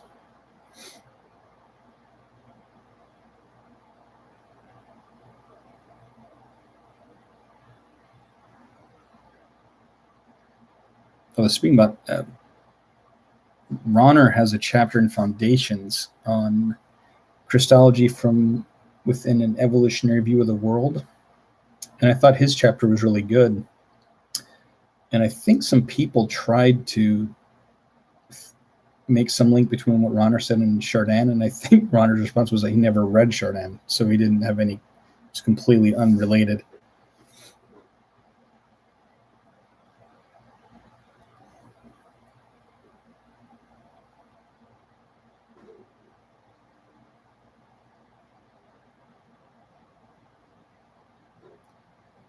All right. Any other comments or questions before we wrap up? Now hitting past the 2-hour mark. Again, I just would like to encourage everyone to take some time in prayer each day to thank God for blessings you've been given through the church, as a way of trying to focus things on some positivity.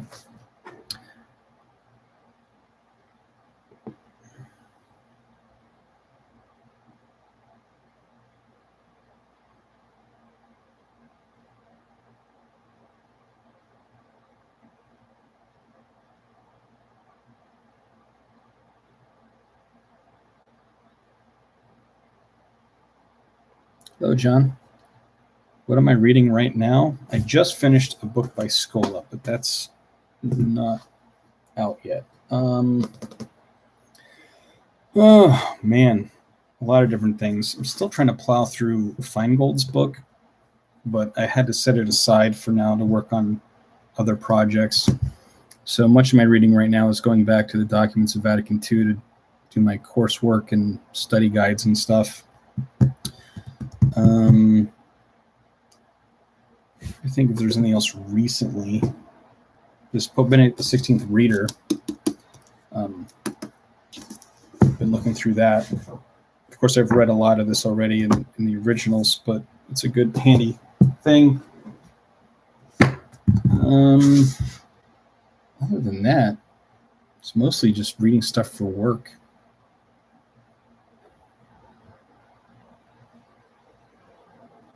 Which Feingold book? The famous one. Well, the revised version of his dissertation. So it's a second edition of the Natural Desire for the Beatific Vision.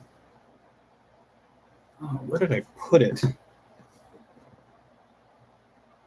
I literally had to get it off my desks.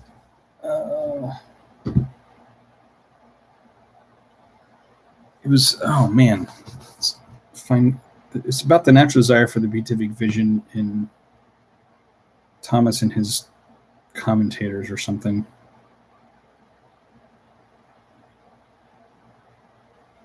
I'm going to see if I can find it. It's like a long title, so yeah. The Natural Desire to See God according to St. Thomas Aquinas and his interpreters. The newer edition.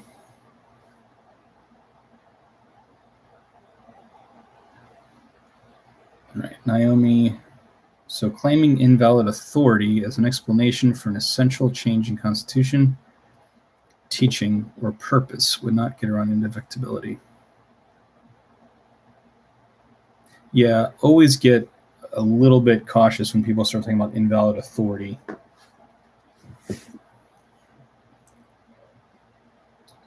You're usually going to get into the realm of basically just making Protestant arguments pretending to be traditionally Catholic, so just be careful of that.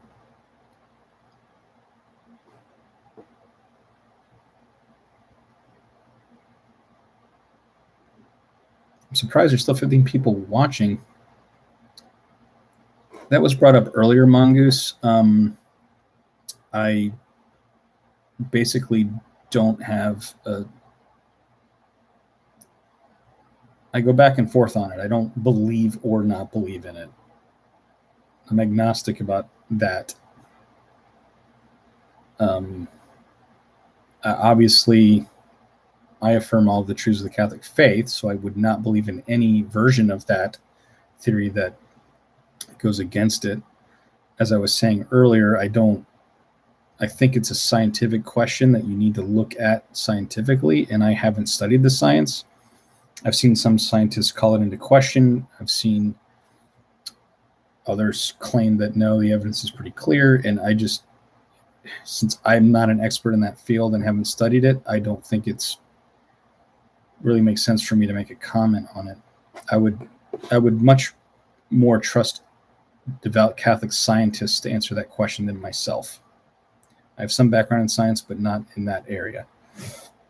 So it's just not an area that, I know it's kind of in vogue to have an opinion, a staunch position on every single question, and I just don't, because I think we need to just admit the things we haven't studied and don't know much about. So I have questions, but the whole thing doesn't shake my faith at all. I don't really get up in arms about it. I don't like the way it's used by some to try to argue against the faith. That bothers me. But oftentimes people use bad arguments. So it's really nothing new.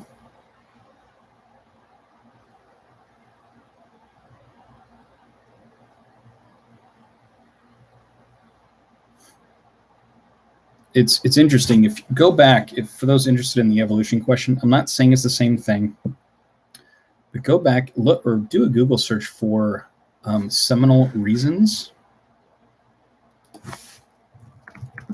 There's an article on it you'll find. I think it's an article about St. Bonaventure. I know that there's one on the Stanford Encyclopedia of Philosophy or something online. It's a theory you'll find in St. Augustine and St. Bonaventure that talks about how implanted in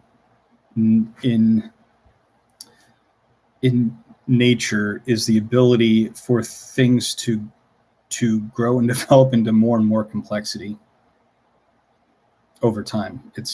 I actually read that to undergrad students and asked them who they thought the quote was from to see what they would say, and they were shocked to find out it was from St. Bonaventure following St. Augustine and not some modern evolutionary scientist. I'm not saying it's the same thing, but it's just interesting if you read about the seminal reasons, especially in Bonaventure, but following Augustine, it's pretty interesting to read, since he wrote that back in the 13th century, and obviously St. Augustine much earlier.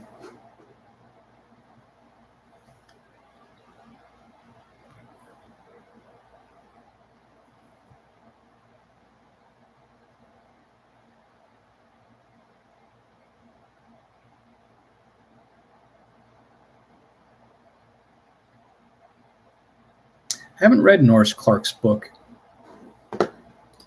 so I think nothing about it. The one in the many is an important topic in Eucharistic ecclesiology, and one that I think is an important issue regarding Catholic Orthodox dialogue. But I've not read that specific book that you're talking about, so I don't know his take on it. I've got no comments on.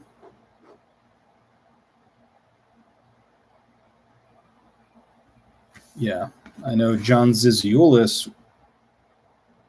That's a big theme in his book as well, from an Eastern Orthodox perspective.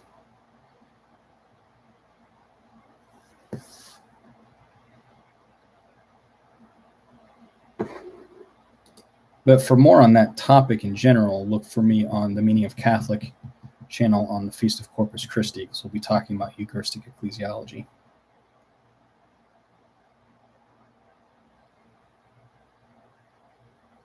No, Naomi. Yeah, Naomi. I don't know if you misheard me or I just blubbered, but no, they said that. Oh, okay, never mind. I'm misreading yours. I don't know that you could argue that natural processes do not tend towards higher complexity. I don't know. That would be a science argument. You have to discuss that with scientists. I don't know if they would all agree on that. Augustine and Bonaventure seem to think that it did.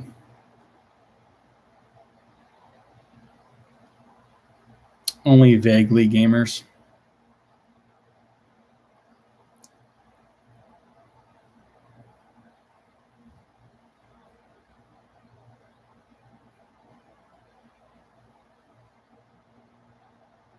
But again, that's one of the reasons the original purpose of this live stream was to talk about the need for gratitude.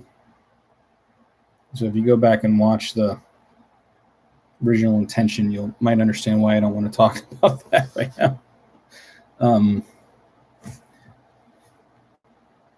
Because it's specifically because I want to avoid talking about all the negativity going on social media right now.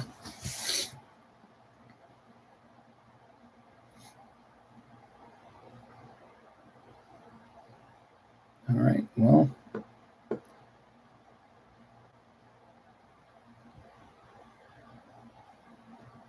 All right. Well, let's see. What's the best book about partial communion? In my opinion.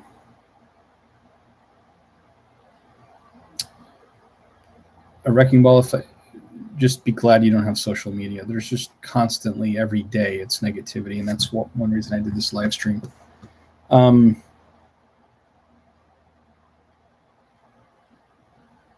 assuming what you mean by partial communion is the issue talking about Lumen Gentium and talking about the different ways in which different groups are either closer or more closer to us, related more closely or more distantly away from the church.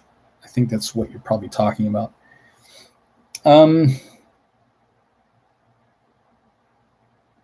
One of my favorite books is called The Communion, but I don't remember if he deals with that explicitly or not.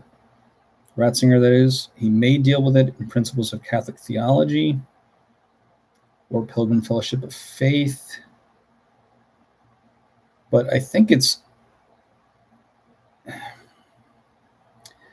Or no, you must be talking more about partial communion.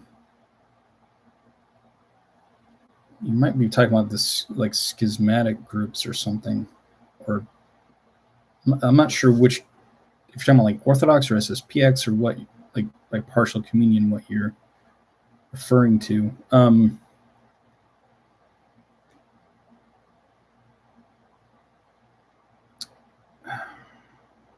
going to put it, it's also just obvious.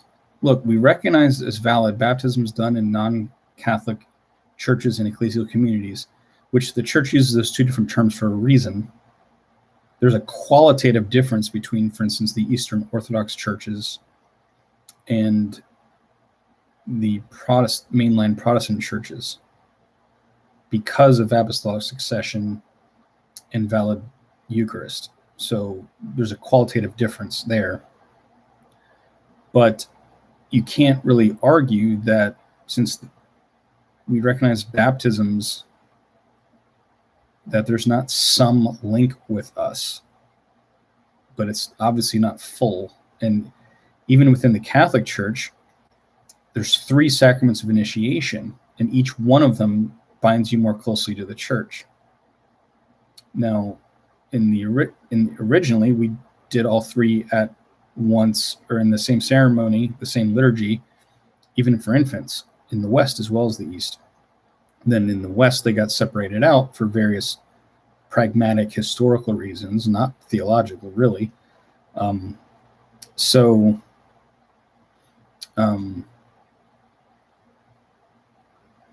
Yeah, there's different levels of communion in that sense, but I don't know of a book specifically on it. Again, Okay, you're talking about Lumen Gentium. Yeah. It's just, to me, painfully obvious that a non-Christian, so let's say out of non-Christians, it's pretty obvious that Judaism is closest to us. It's pretty obvious that baptized non-Catholics are somehow united to us through baptism, since we consider their baptisms valid. It's also obvious that because the Orthodox have apostolic succession and valid Eucharist, that they're even more closely related to us, and yet they're not in full communion with us. So it just seems painfully obvious to me that there's people that try to say, no, your communion is either it's like pregnancy. You're either pregnant or you're not. The only reason that works is because it's rhetorically effective, not because it's logical. Because it's actually a begging the question argument. Because you'd have to accept the premise that communion in the church is the same as pregnancy, that it's either on or not. That's begging the question. It's not answering the question. It's literally begging the question. Because you're just stating it's like pregnancy. Well, no, it's not. I was baptized. I was confirmed many years later. Is there not a difference? There is a difference, even canonically. So you can also have different levels of communion, because remember, there's different types of communion in holy things, and in the faith. If you're censured in some way, if you're excommunicated, you're not completely cut off from the body of Christ, right? So if you're a Catholic who becomes excommunicated, you might be a dead member, but you're still a member of the church. But obviously you're not in full communion because you're refusing. There's some sort of problem there that you need to have rectified. So even just in the church's historical practice, there's evidences of different levels of communion. Like an excommunicated Catholic is still Catholic, technically.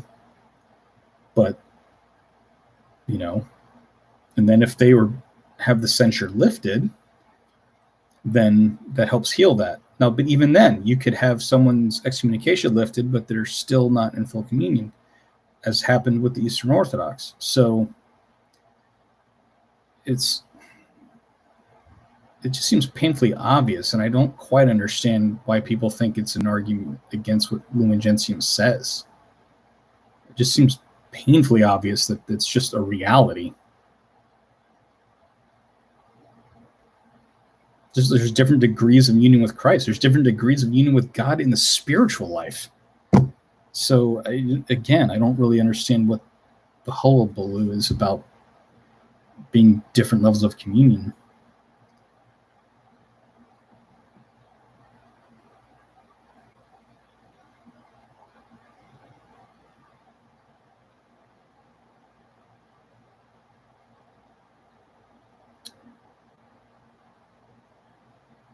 I think that the real question is whether the church can be reduced to membership in a corporate person.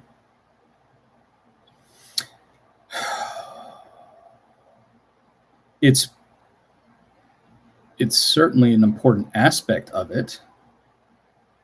I wouldn't necessarily equate it. I mean, again, Aquinas makes these distinctions between different memberships in the church and different ways one can be a member. So it's not like it started with Vatican II. So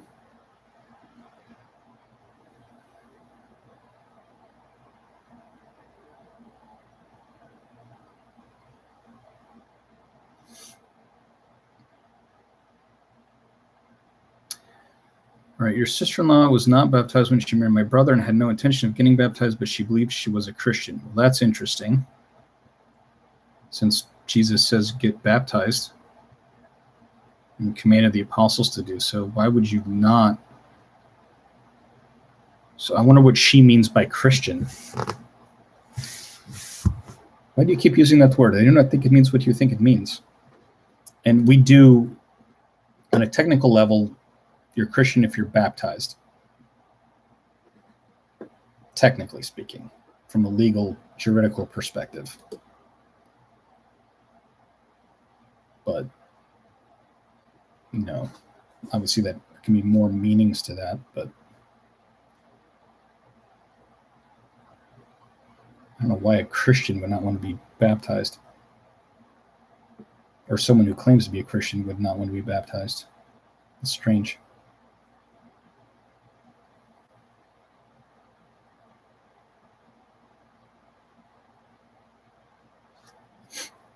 I mean, if baptism incorporates us into Christ, and Christ is the head of the church, then somehow by baptism you're connected to the church. But obviously that's why we had confirmation even now in baptism in the Eastern churches, and for adult converts to Catholicism, you confirm after baptism,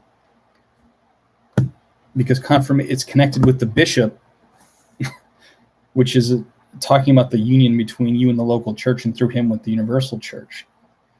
So, I mean, even the existence of the sacrament of confirmation is pointing towards there's 3 sacraments of initiation. They all do something regarding our initiation into the church in connection with it. So they mean something as far as membership goes.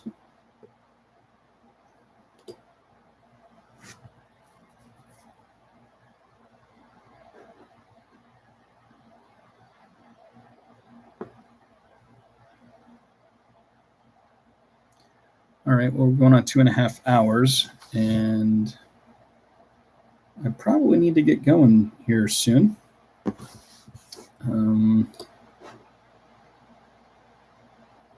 Any last minute questions?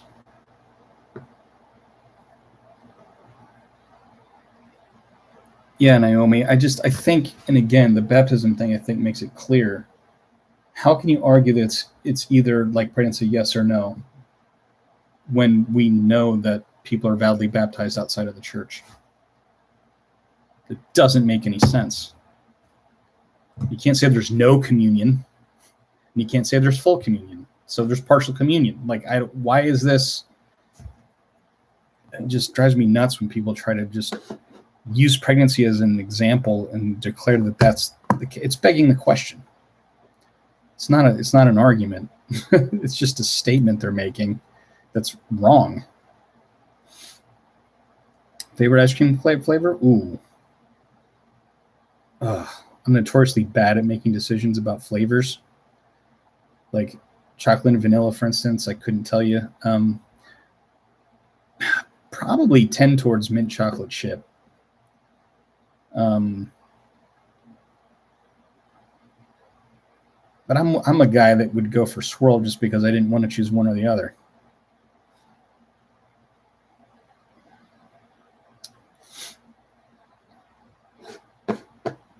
Oh, you're very welcome, Lou. Have I ever thought of doing a point-by-point refutation of Archbishop Lefebvre and his followers' criticisms of the council? Yes, I have.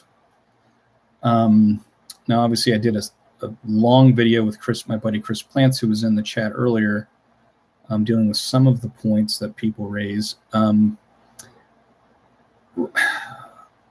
I have plans in the future to potentially do a book, and I've talked about it already with publisher, who will be unnamed, about the possibility of doing a book that would be like a possible title, for instance, would be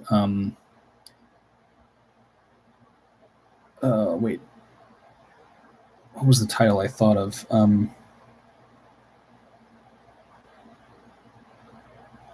Defending the Second Vatican Council, a scholastic apology for the Council's most controversial statements. So that's a book I've considered writing in the future. It's not really one that I have a tremendous personal interest in writing, but I pitched it as an idea because it just seems to be that there's a lot of confusion out there, and I think it would be it's a need, I think, because again, I think a lot of traditionalists have real concerns that need to be acknowledged, and we need to meet them where they're at, try to help them come to know, the truth more accurately.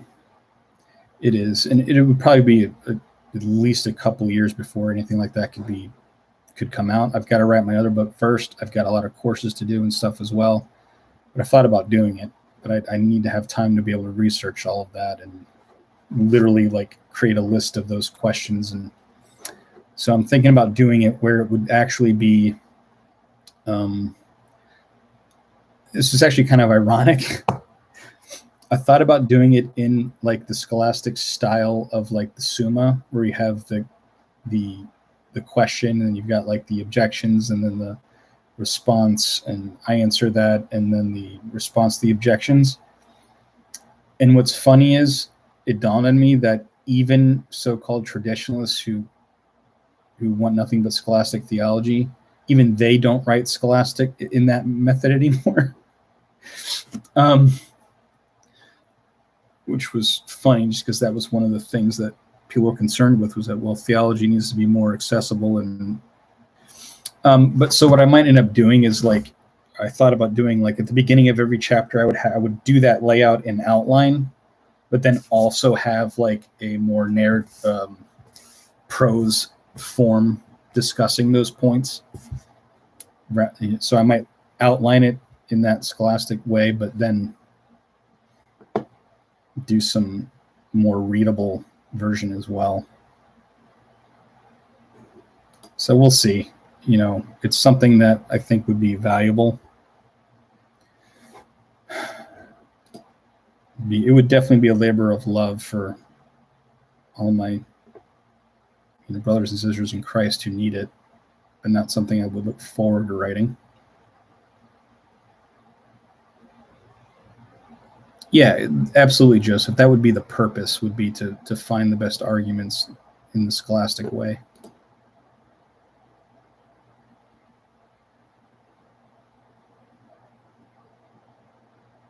Yeah, I want it to be more sober. I want it to be more academic too, in the sense of well argued and cited. I don't want to just do a popular rant for my side. I want it to be a literal response to specific questions, and using their actual arguments, not straw men. But that would take a lot of time. So we'll see.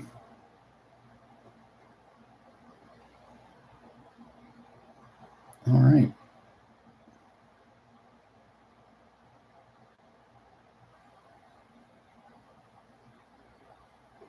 All right. Well, thank you all for being on here for so long. I know some of you jumped in at different times. We've gone way far afield, but there's nothing wrong with that. I always enjoy Q&As. But yeah, just try to take some time every day to really think about and think. Again, prayer of praise, adoration, number one. But if you're going to do prayers of petition, especially about the ills in the church, please make sure you also include prayers of thanksgiving to God, and take a moment to reflect and think about the benefits the church has given you, despite how upset you might be about various things. I think it's really important, and it can help go a long way to keeping you sane.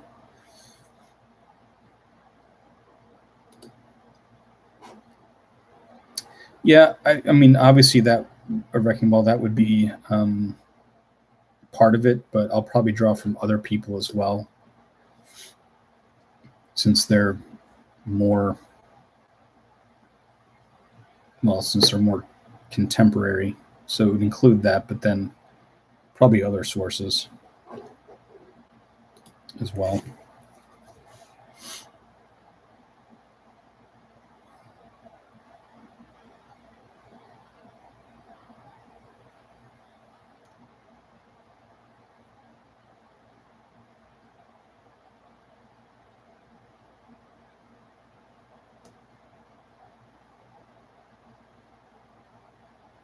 Thank you, Lou. Appreciate the compliment. God bless you.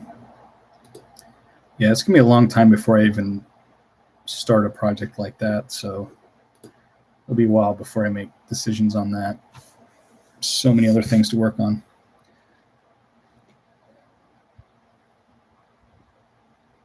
But again, thank you all. Appreciate your time.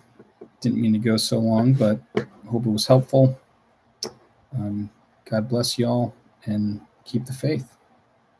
God bless.